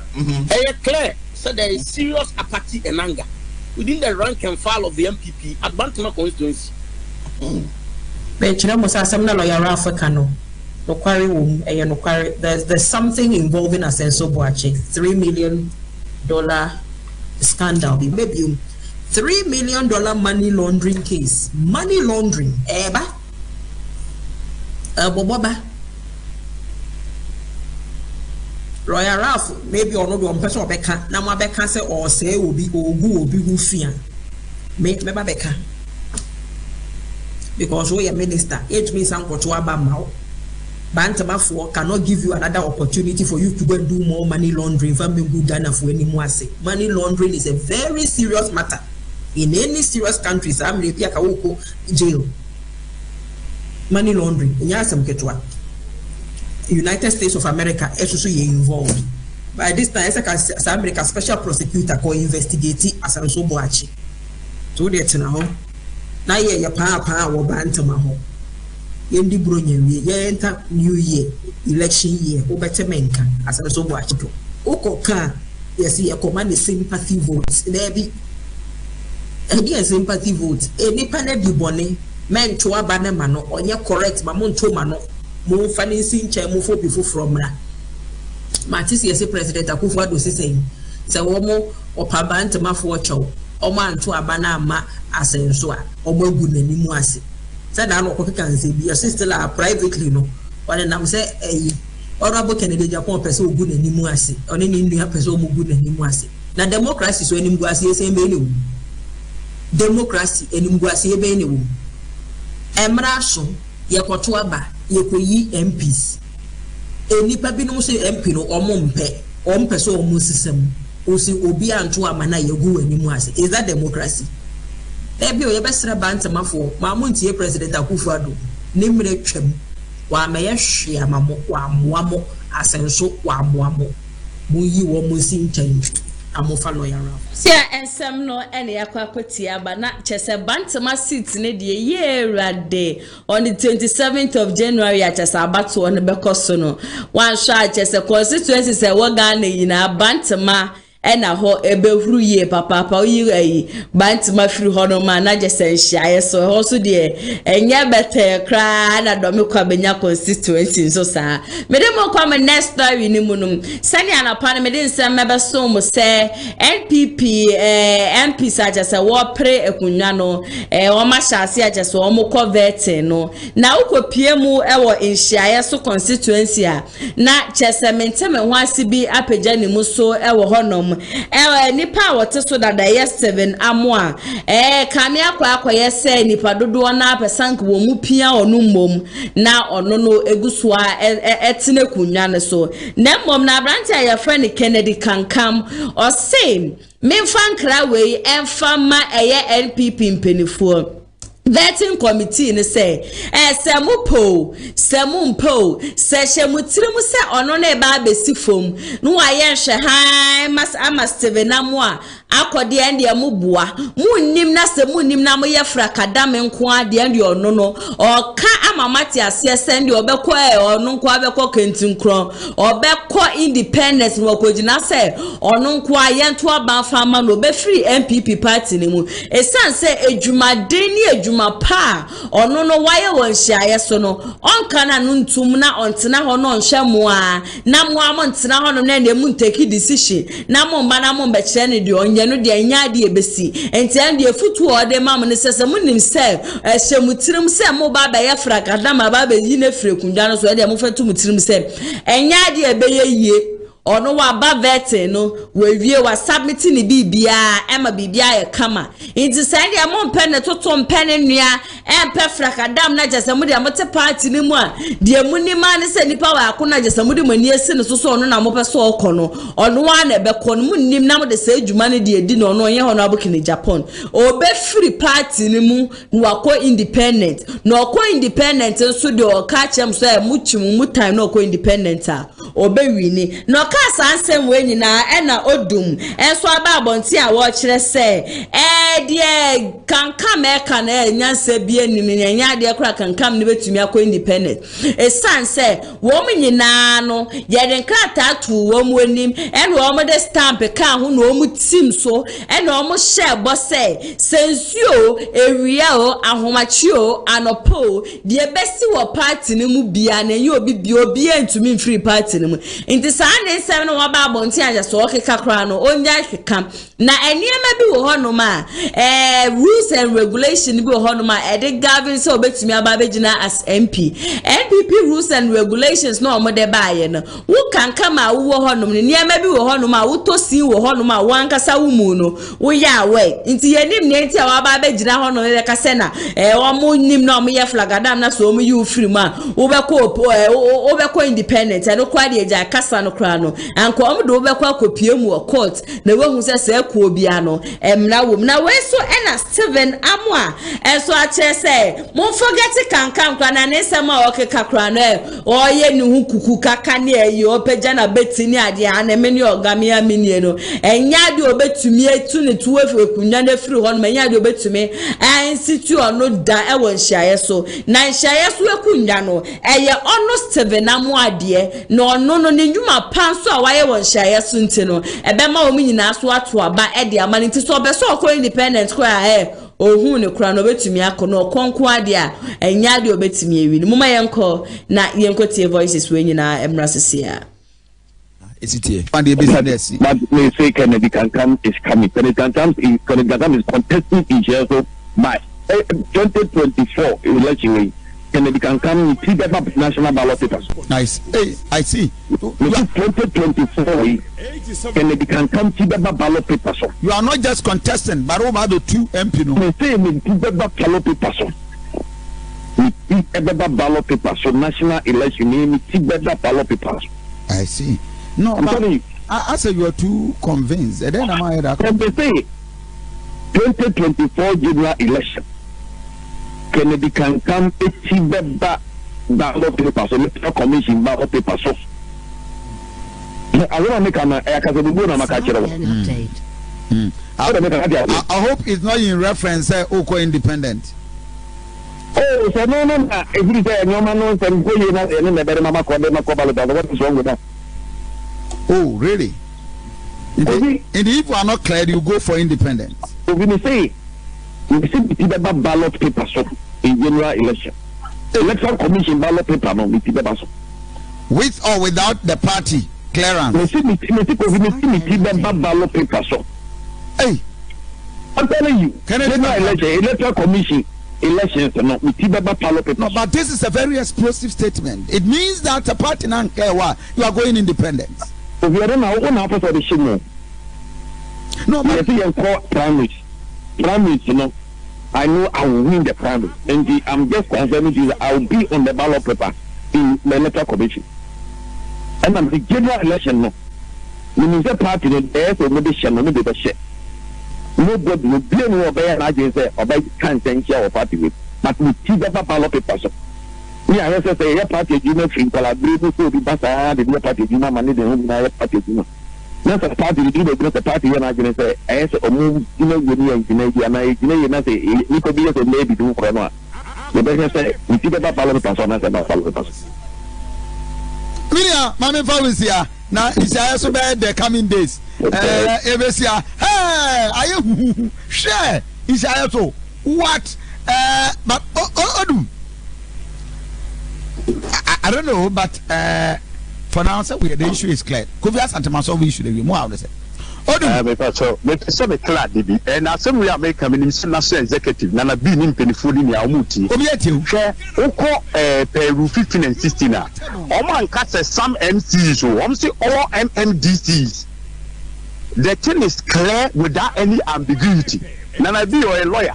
On one him say rule, and then a Gary Khan and one lawyer, Gary Khan and one. Or can say money emra. And one thing that Honorable Kennedy can come make us be at your woman agenda. Or can send me to us and the Dibaba ballot papers. Because I decided to be independent. Only so unqualified. And nothing about threatening and not then call for the also make independent. That is the agenda. Only so unqualified. Now, what should we a party abroad? Ne, Emra Ediwa Osuko independent. Nature so onye true party member. Onye true party member. And a per party rules so no independent on to mean connect China because Osai undertaking. And the party will enforce the law. Why then you have been beyond to be independent? Because undertaking say, see you free man, and I say one qualify and also lose election now. Independent. Into want to be independent. And I mean, I'm person clear, DB. Or can some so almost say, a bimo quite to me, I say about the part of bois. Honorable Kennedy can come chant through, and then the man who said the insurance of work on kind of correct. That is not what transpired.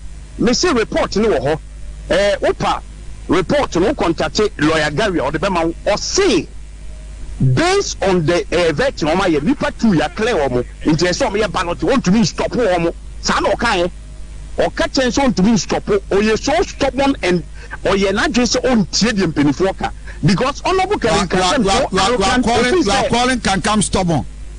Yeah, he's very stubborn. And I made sure about the former member of parliament and municipal chief executive, you are calling him stubborn? Yes, because officer he's above the law. He feels he's above the law. The law is very clear without any ambiguity. And sadly, when we say honorable you can kapa, we will take him on. We will go to court. The court will explain the law to him. Perhaps on three-party ruler, he should take the matter to national. Currently, as I'm speaking to you, Mr. Secretary Bekasai, or say the matter has been referred to Accra, and as per the party rules, no, the regional chairman has no power to overturn the decision of the vetting committee. It is only the national executives. What you say when the matter has been referred to NEC, and in a way, catcher or no, Nanabi catcher or no, it's only the national executive that can take a decision on this matter. So as of now, the national executive has not taken any decision. Into a 2 foot to make one of what you saw in number 3. Mamma Cassancho, why you ballot in Eden? I know what 3. Say, if you cry a crow crana by law, cry, say, quite ballot in Fofo. See a crown press your quite ballot in Fofo because one pick for. So, how can you contest?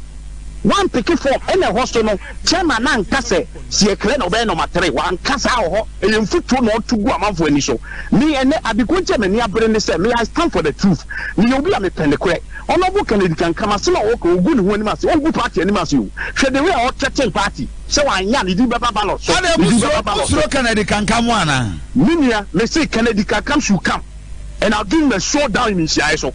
The bear candidate, I'll win massively. He should come as independent. I dare him to come as independent. Or by independent, I'll give him a showdown with Shiaso. Remember who said MPP is the party of rule of law. He has a man here, Duma. It's about independent, all to me we need China. And I throw a challenge to him. So I bear my own independent. And he will see. Because myself and Sekadiobe we need to work together for the interest of our party. Minister Sekadiobe we know should be able each other. Seka we need a one because we have to think of the in constituency, not our own selfish interest. Do you have to? Are you that desperate to become an MP? Are you that desperate? Party are your NC. I think he should resign today by threatening the party so we go independent. Now some but on cancer, some free. Linear or say the ballot so. Linear ballot so. Linear on Tiasia and now you veteran and call for the car from independent. Obi witness. O poor my NTM so much independent. That has been the plan. All along. Say you disqualify or make independent. That has been the plan. And the party. Thank you. That is George Odum, and I think that Ose Steka we'll go to the line to have an interview with Dr.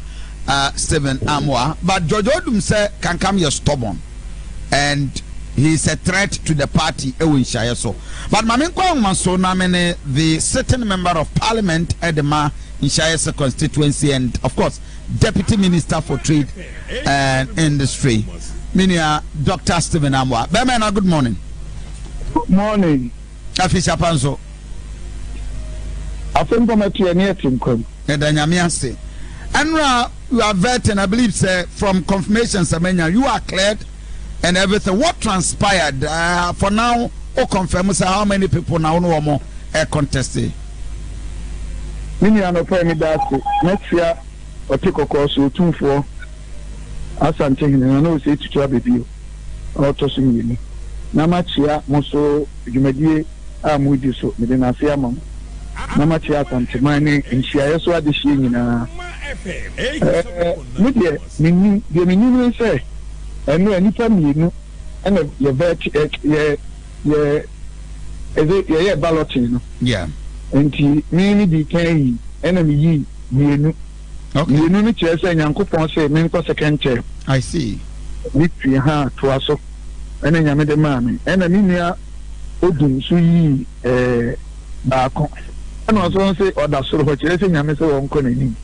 But I really, me feel, I feel the didn't go far, and my boodia.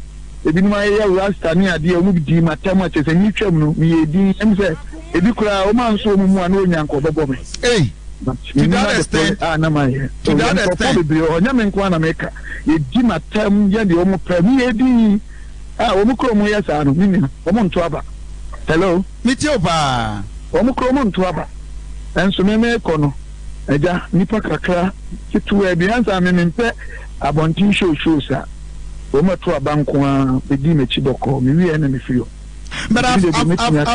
spoken to Kennedy Kwesi Kankam. Also, we are in Rano. Chairman, won't to me our regional chairman of your party. A friend, so what confirm from national? I'm saying is clear. Into order number 3. The papers, everything we want. Now I'm a patrol. Would you feel winning woman? I thought that any propaganda and I would try and look at the crowd. They were big. And without question about who. We are the young for wound to me. We eat in our opinion, I mean, you broke a seaman. We need to be a tiano. That's a party named Mero. And maybe the Yemen America, or we are the young for honorable can come, said the Emilia. Then I am MP4. Then I am MP so many years. So the care, me my young people is now 30 years old. 15 years can come so a party as you match it. Then I am Nipa Bakwa. Yankopon Adom. Near 2070, ever came home with me and DC for a the upper face, so can come near me enemy. Name media, the minimum say, Oma Beverty, they've made their decisions. Me, sure, say, won't to me, but me at Santa region. I can say, or no, clear will be. And will be so international, and can say, what clear will be an hour on clear. Media meaning says, some inquire, some in your campaign. When I'm your campaign, they are no anajo. After a vetting, I'm so your campaign. I see. The answer, Sano. And it's a vetting, not Abba. Remember to vet, what's the essence of vetting committee? It's to vet you and see whether your eligibility is correct or incorrect. And Tina Mremoka is stopped. Now, maybe I'm in one can say, Mr. Seminia, hello. Mitiopa. Mr. Seminia Bakoka said, so I was say ambiguity be. A pacho, or food, any woman. Mumpe. Law, rules, and regulations now govern your filing system. No MPP for now, and they are paying for no. Yeah. It was decided by National Executive Council and women in paying for now. And Brandon women only 15 and 16 now. Yeah. Because 15 they say the foreign persons are stopped from contesting. That is, they cannot contest. Yeah. One, national organizers. All national officers. All regional officers, all constituency officers, and all MMDCs, all. I am so emphatic. Okay, all. So the any mathematics, you can be Venn diagram. You can say all. A section be any baby out. Minister, they make mathematics. You can say all. You say all media men in Kumasi should go and see you for today. All this only media man. You mean also Usa or Tiha one Tiha or they say over 60 now, 60 no, or say if they can contest or if they want to contest, they should resign. I think 20th September 2023. Exactly. At least by September you should. About your Niamam Yenu Amaki and here for an ambiguity to you. And here what you coffee Adi Amaki Sana Kano. And here for Yanka says some executives. Ya makevia tibia ya nyina member say meka bi no bi aka say me na member say owu ni bonyan for campaign dia no nyamasem but MPP party fraternity ya say the America na minka bi democracy so ma na sisi omumra so ati o ma say mra na ya sisi so ye ni so a Mr. Kabin timi nka hwe but say we asi nyina he obi a and they make out to my say but will you be surprised say who can come say or contest?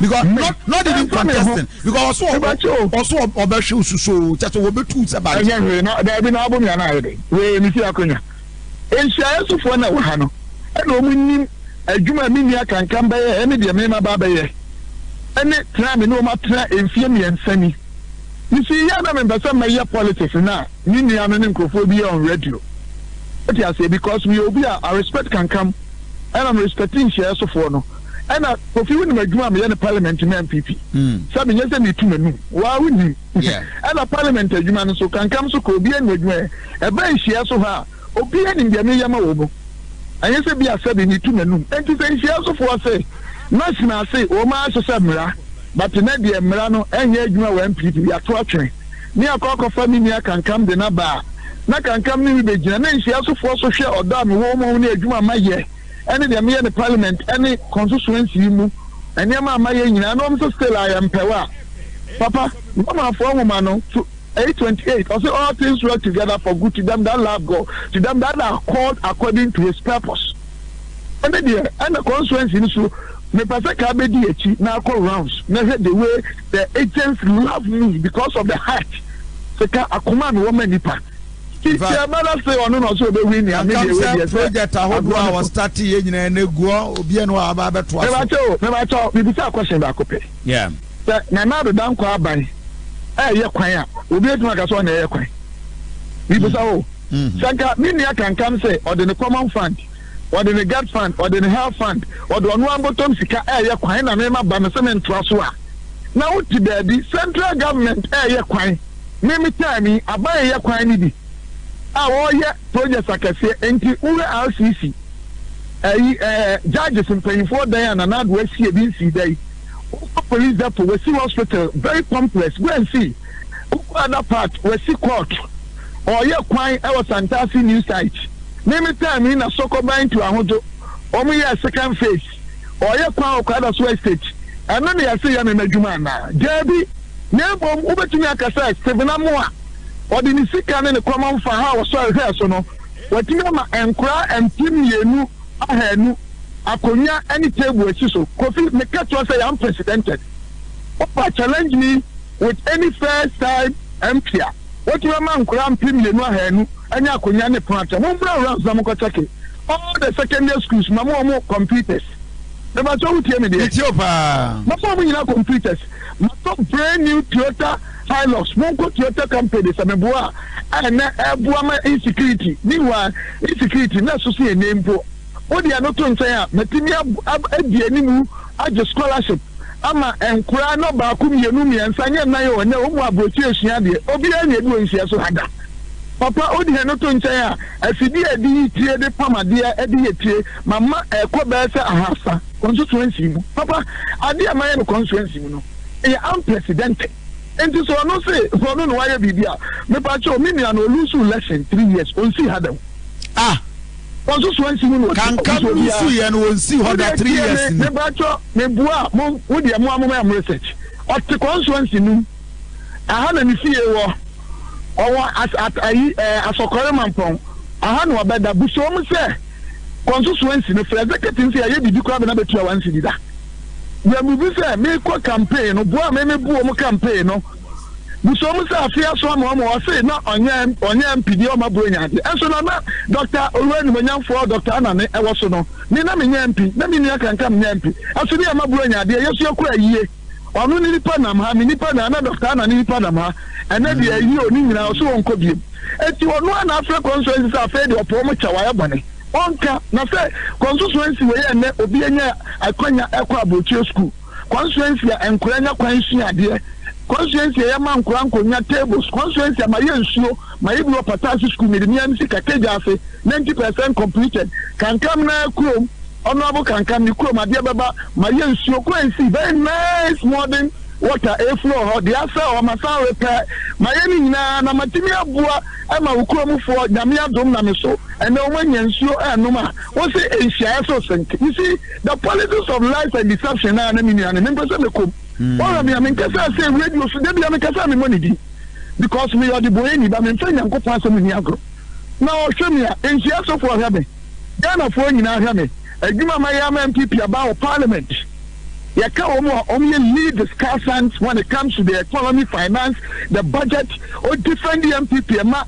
And this is one class, one sabi, who's a second, oh, sorry, Parliament, be as a sana. Near me, I can come call you. I mean, can show any perform. Can come to maybe, I mean to me. A Parliament today, oh, could you to any son was so saying. One Tassasanya, oh, yeah, media man, I'm the sort of cabby. Near say, Parliament, Juma, yes, Miami, Aquaya. Kennedy can come to me, my baby. Kennedy can come to me, my baby, a mistake. I'm listening to me. Yeah, and tell me channel. Society will be on a hoarding. The baby out team. So them that I mean to me, and for PA engineer the encounter. And the Parliament there, sabi. So and the Parliament here, who could feed ya. And you see, any will be any chairman, normal company. Mini can come over you. The point is, the more demo Parliament, I was so saying Minia can come. Ya were you so idea or the mamia. But the Bama can come because on some of them also.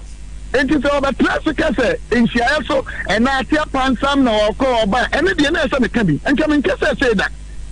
The fact is, Oba, men Shiaso for nine, Muama Bomo, Sukufi, I would put in some Casa coffee. Masapia Biafeno, welfare fund, Ama in Shiaso, MPP, police station executives, Nankasa. Coordinators, patrons, council of elders, and medical to my own money. So we are now acquire lab, you tiama free. At least up to 5 million.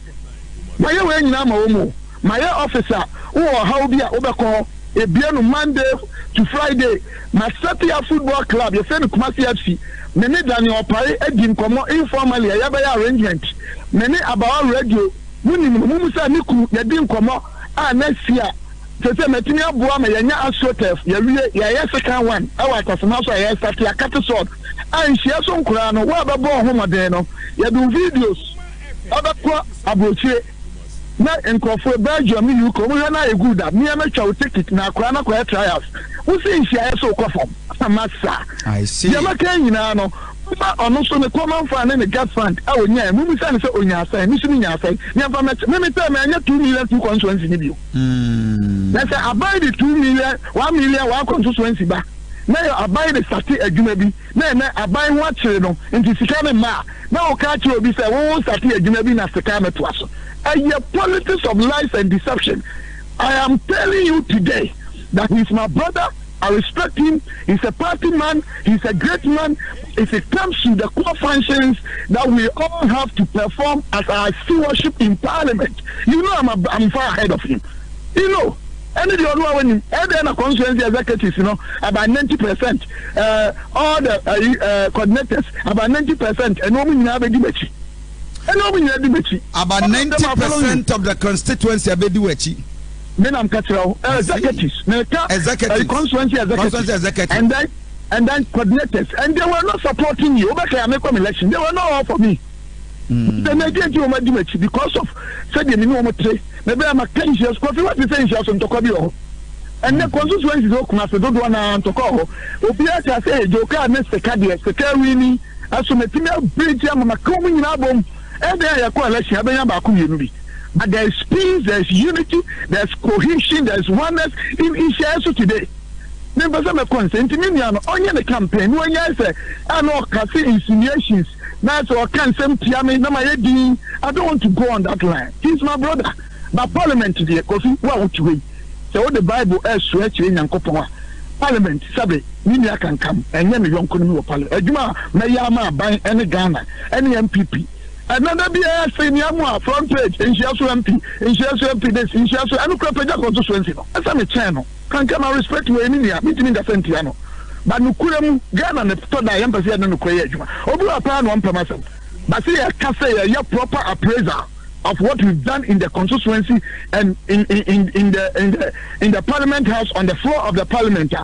Papa, and then the wow to so untini nka bintia nka mimi can come sabe Parliament die me was so saying and say to onye nipa aname chen no o dey say 3 years me na ma hwe constituency e ka bia me na metia o constituency I've spent so much But maybe you see a man, what that constituency will be in Femi and Sa, my boka blow, a minute to a constituency. Now, 1.5 months, 1.5 months on a patch, I said, my sister, Namontraba. So I'm open to any problem. On to beating and that or China, unless a young upon say, a be a Mabaway, you must remember Sobeko. But the people of Ishiaso, they love me, they know me, they will vote for me massively.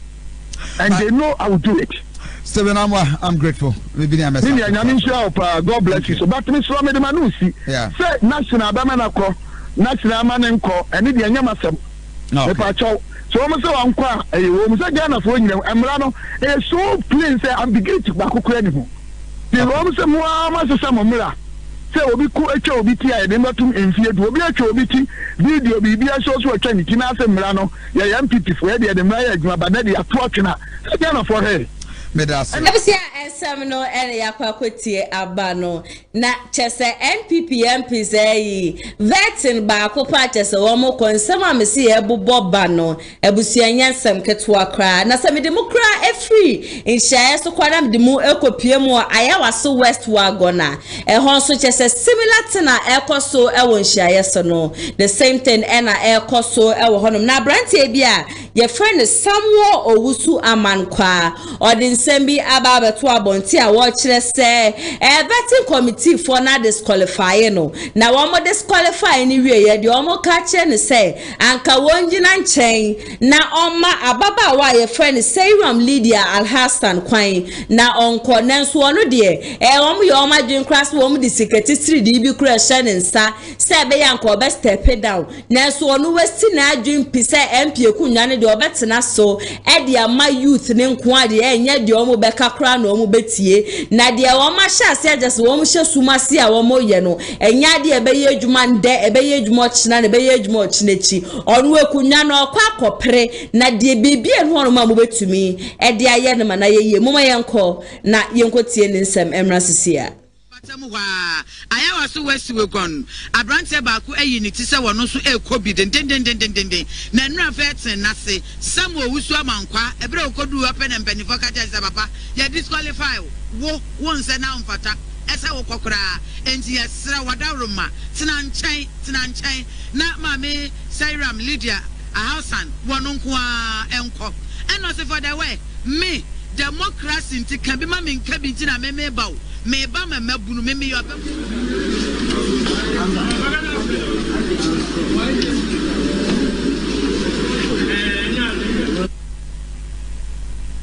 Samuel Owusu Amankwa di nkomo wakwakuam kra we exclusive interview and no bisa ne say na ukọ committee na anim no edem pa na ka kire wunti a yesi ya disqualify uti form na mama Lydia Sayram nkwa enko eno se yan NPP amanyoko ni wo mu ni suban kaprepa semme Samuel Owusu Amankwa me kotena o manim no mutimi hwe manim ka kire me say menyi adamudie sika menyi sika anase o de bra ko pe ba bi tina di na ye win 2024 about one na o ye be ma ministry appointment no say hwe for the way me ntia se ne ntia so china ye ntia Samuel Owusu Amankwa nsem ni bi me call ye no em say mama ndamase me bi kan ba ye na meeting no the vet ni 11 na e penifani ni sa dem e bibi komo bebre se ninja iko na me ma ye madam no enko on oppose na okun no emu aye den na me ka kire won se there bi e ka bi ma me nka bi anamo na yetuo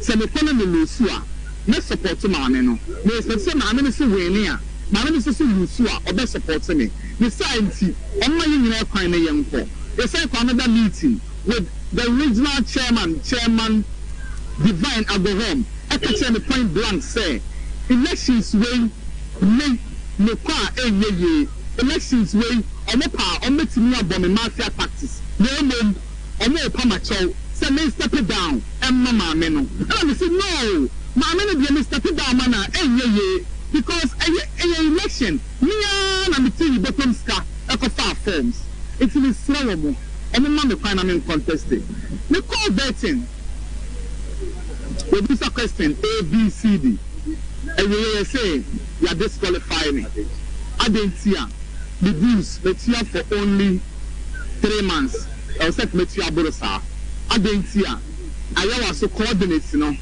coordinates bi o ha minim nti ya disqualify me nanso so me feel say when ye JB down for MPP ni o when ye Jeko for MPP ni o when ye na be down for the MPP ni abrea esa allegation nsem ene yekotie ba ye ne ntutie Samuel Owusu amankwa na chese general secretary no we tebrim sika e de amane sanko step down na on masai ram leader Hassan Kwan ma ne nkobo no de enya de a obeyesa ewom se ntiye class abre na ya asawa mensa aka ne se MPs ni bi wo hono ma vet ni a wo mko ye chese ye cho mu din mu ya pepo mu din e de free krata mu aminim se enche pi kra no eno so ho nsensem ebebo abana mehye se obeka me hum na yakone akwakotie MPs ni bia sabre ya menemo ekasei ye cha wo mu din edi efri mbo san se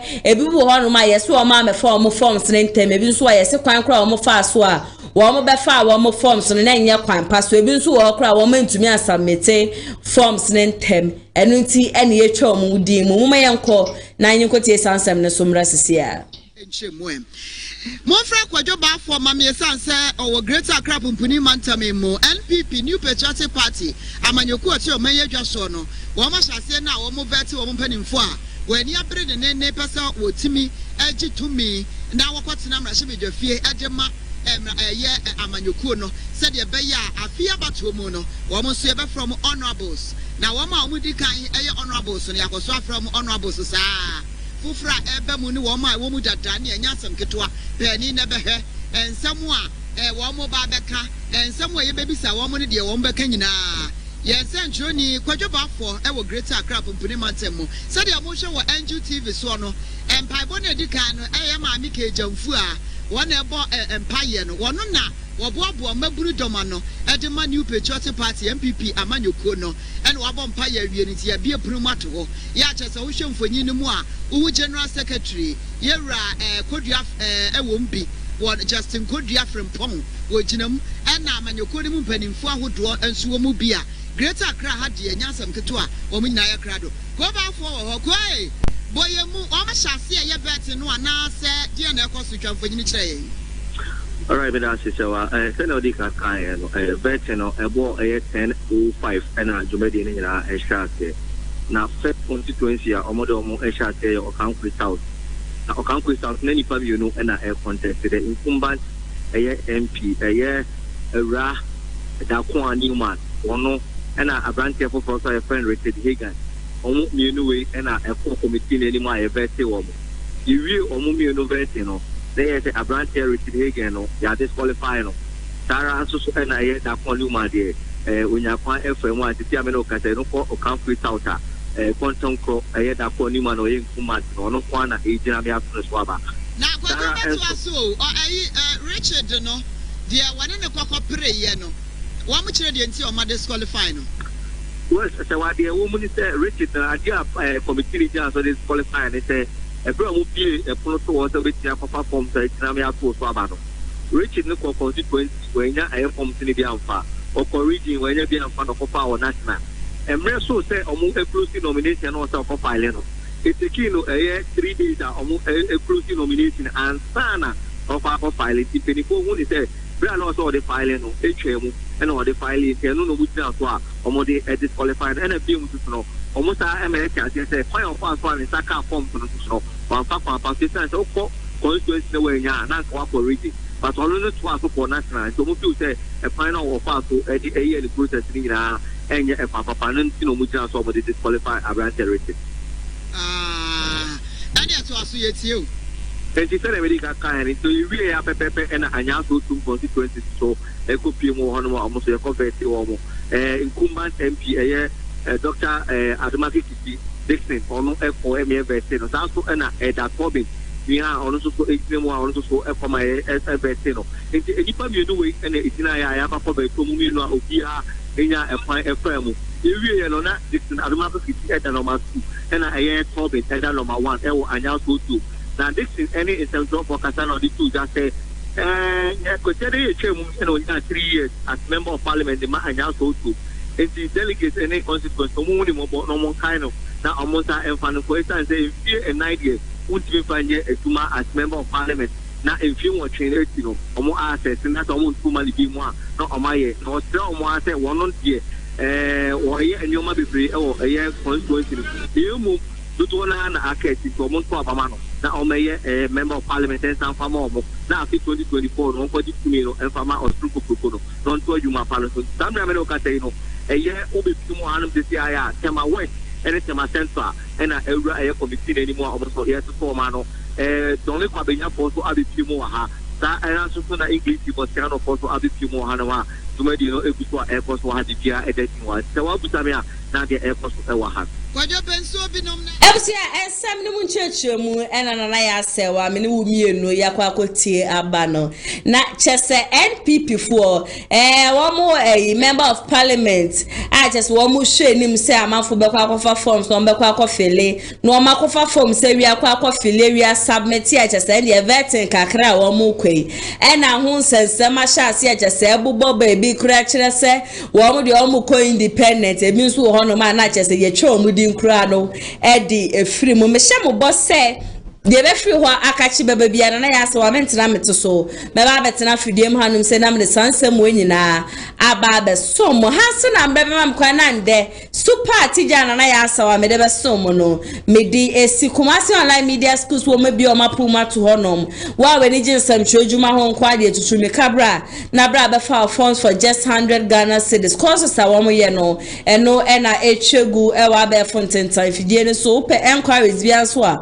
wo betimi afre wa mo 0550623377 and access 0557036110 na betimi afre sekumpeni for na woni omo atwetwe enkomo wo hwehwe ye chi akwan so baby a beba no aba be fa forms so dia me pacho ye wo Kumasi askwa ye ni TI amas ena edi inhwe name sa so ena mo a chesafia ye remu mo ba be ware no mano ene ye ahana ATP mo amoba be ware no mo amobe ye asori ajese mo be programs ne ade nyina no sabe de mekanfo Kumasi online TV for edi amamo monto monsa enfre ye ne ye betwa mo program no enfa mama kaba ye be streaming live on Facebook and YouTube ye so a ya edit mo pictures ne bibia ne edi ato eye pen drive so edi ama umpe we na opede be ba cho betimi afre ye 0550623377 na one yen atwetwe enkomo ukwapiemu ewa MCR dia na chese Abrante Pa Manuel oni kwejo sapon wona wotsena honom ni pictures ni videos etwegu ye nyina no wo mode toto so ma monso munya bi ehweye sankrofo mienu wo mu bo mu wo mu bo adwuma ye papa so enkama no ya disappoint me obi anka yi ne so ejame ne de hana ATP ono so nyankopon ensure ye papa oba obo mechidom ema mebetena hanum se de sansem wenyina ebesom and as a show so na me de mama executive producer me am CEO Mr. Daniel Yebo me 19th of January there na woda na eja na ya sewa mafa ho kenyina me de ne ko Dubai and we see on kwadwodwe ne ho bronya ye agese mano ne ATP wo mo dade ma agese wo mo twe na mi na me CEO ti adwuma ma agese wo bo adwuma gidigidi enu ntire me angasa me man special treat on ko Dubai na on ko relax mo nsema me at least my yard meso ambitre jumedi so eba so mu edi amete so ane na ya sawa make sure so be subscribe to the channel o subscribe wi na we mia notification ba doma bi na ewo honom no ane wu mia na chese video bia ye de betum bia no obenya notification na wo phone so na wa hwe wi so na ado wajenhwe next ma me de be sum na betimi de wajenhwe so have a comment section na my last question am bi say 2024 election why and obeto abano edi amano wuchira na wachire ne nti a obeto abano edi amasa nipa krono edi ama me feto comment section na say mejebre na mabehwe ni na ma reply you bia monso achese video ni edi tuma na mo share na mo comment no monso nyankopon ensure mu ye papa makramo da sende ye besanso edi ehia ewo atija jumedi so bye bye. Amafwe Kumasi Online TV Production yaba ne de ne yaba ye de equipment ekukudam ana ye de aba se eye camera de enam yim de nam fom de nam insume ni nyina ye wo bi e wo honom a TV production yabo e hu ye pa se wo ye dwumadie bi etese wedding eye engagement and sorry ana schools se wo ye semna bi na pese betwa ko all the social media networks and so and the amount ye into tonsa na free eye Kumasi Online TV Production for na yamra na ye dwumadie ne Kama fe a ebo no eda from pa the production so the sound quality video quality ni nyina e wo soro wo pese wo hu ba bia wa ye wo Kumasi eyetia media opposite one ma ana se to nsa ne frɛ wa homa true for so 0550623377 Kumasi Online TV Production ye demufua e wo Kumasi kodua mu.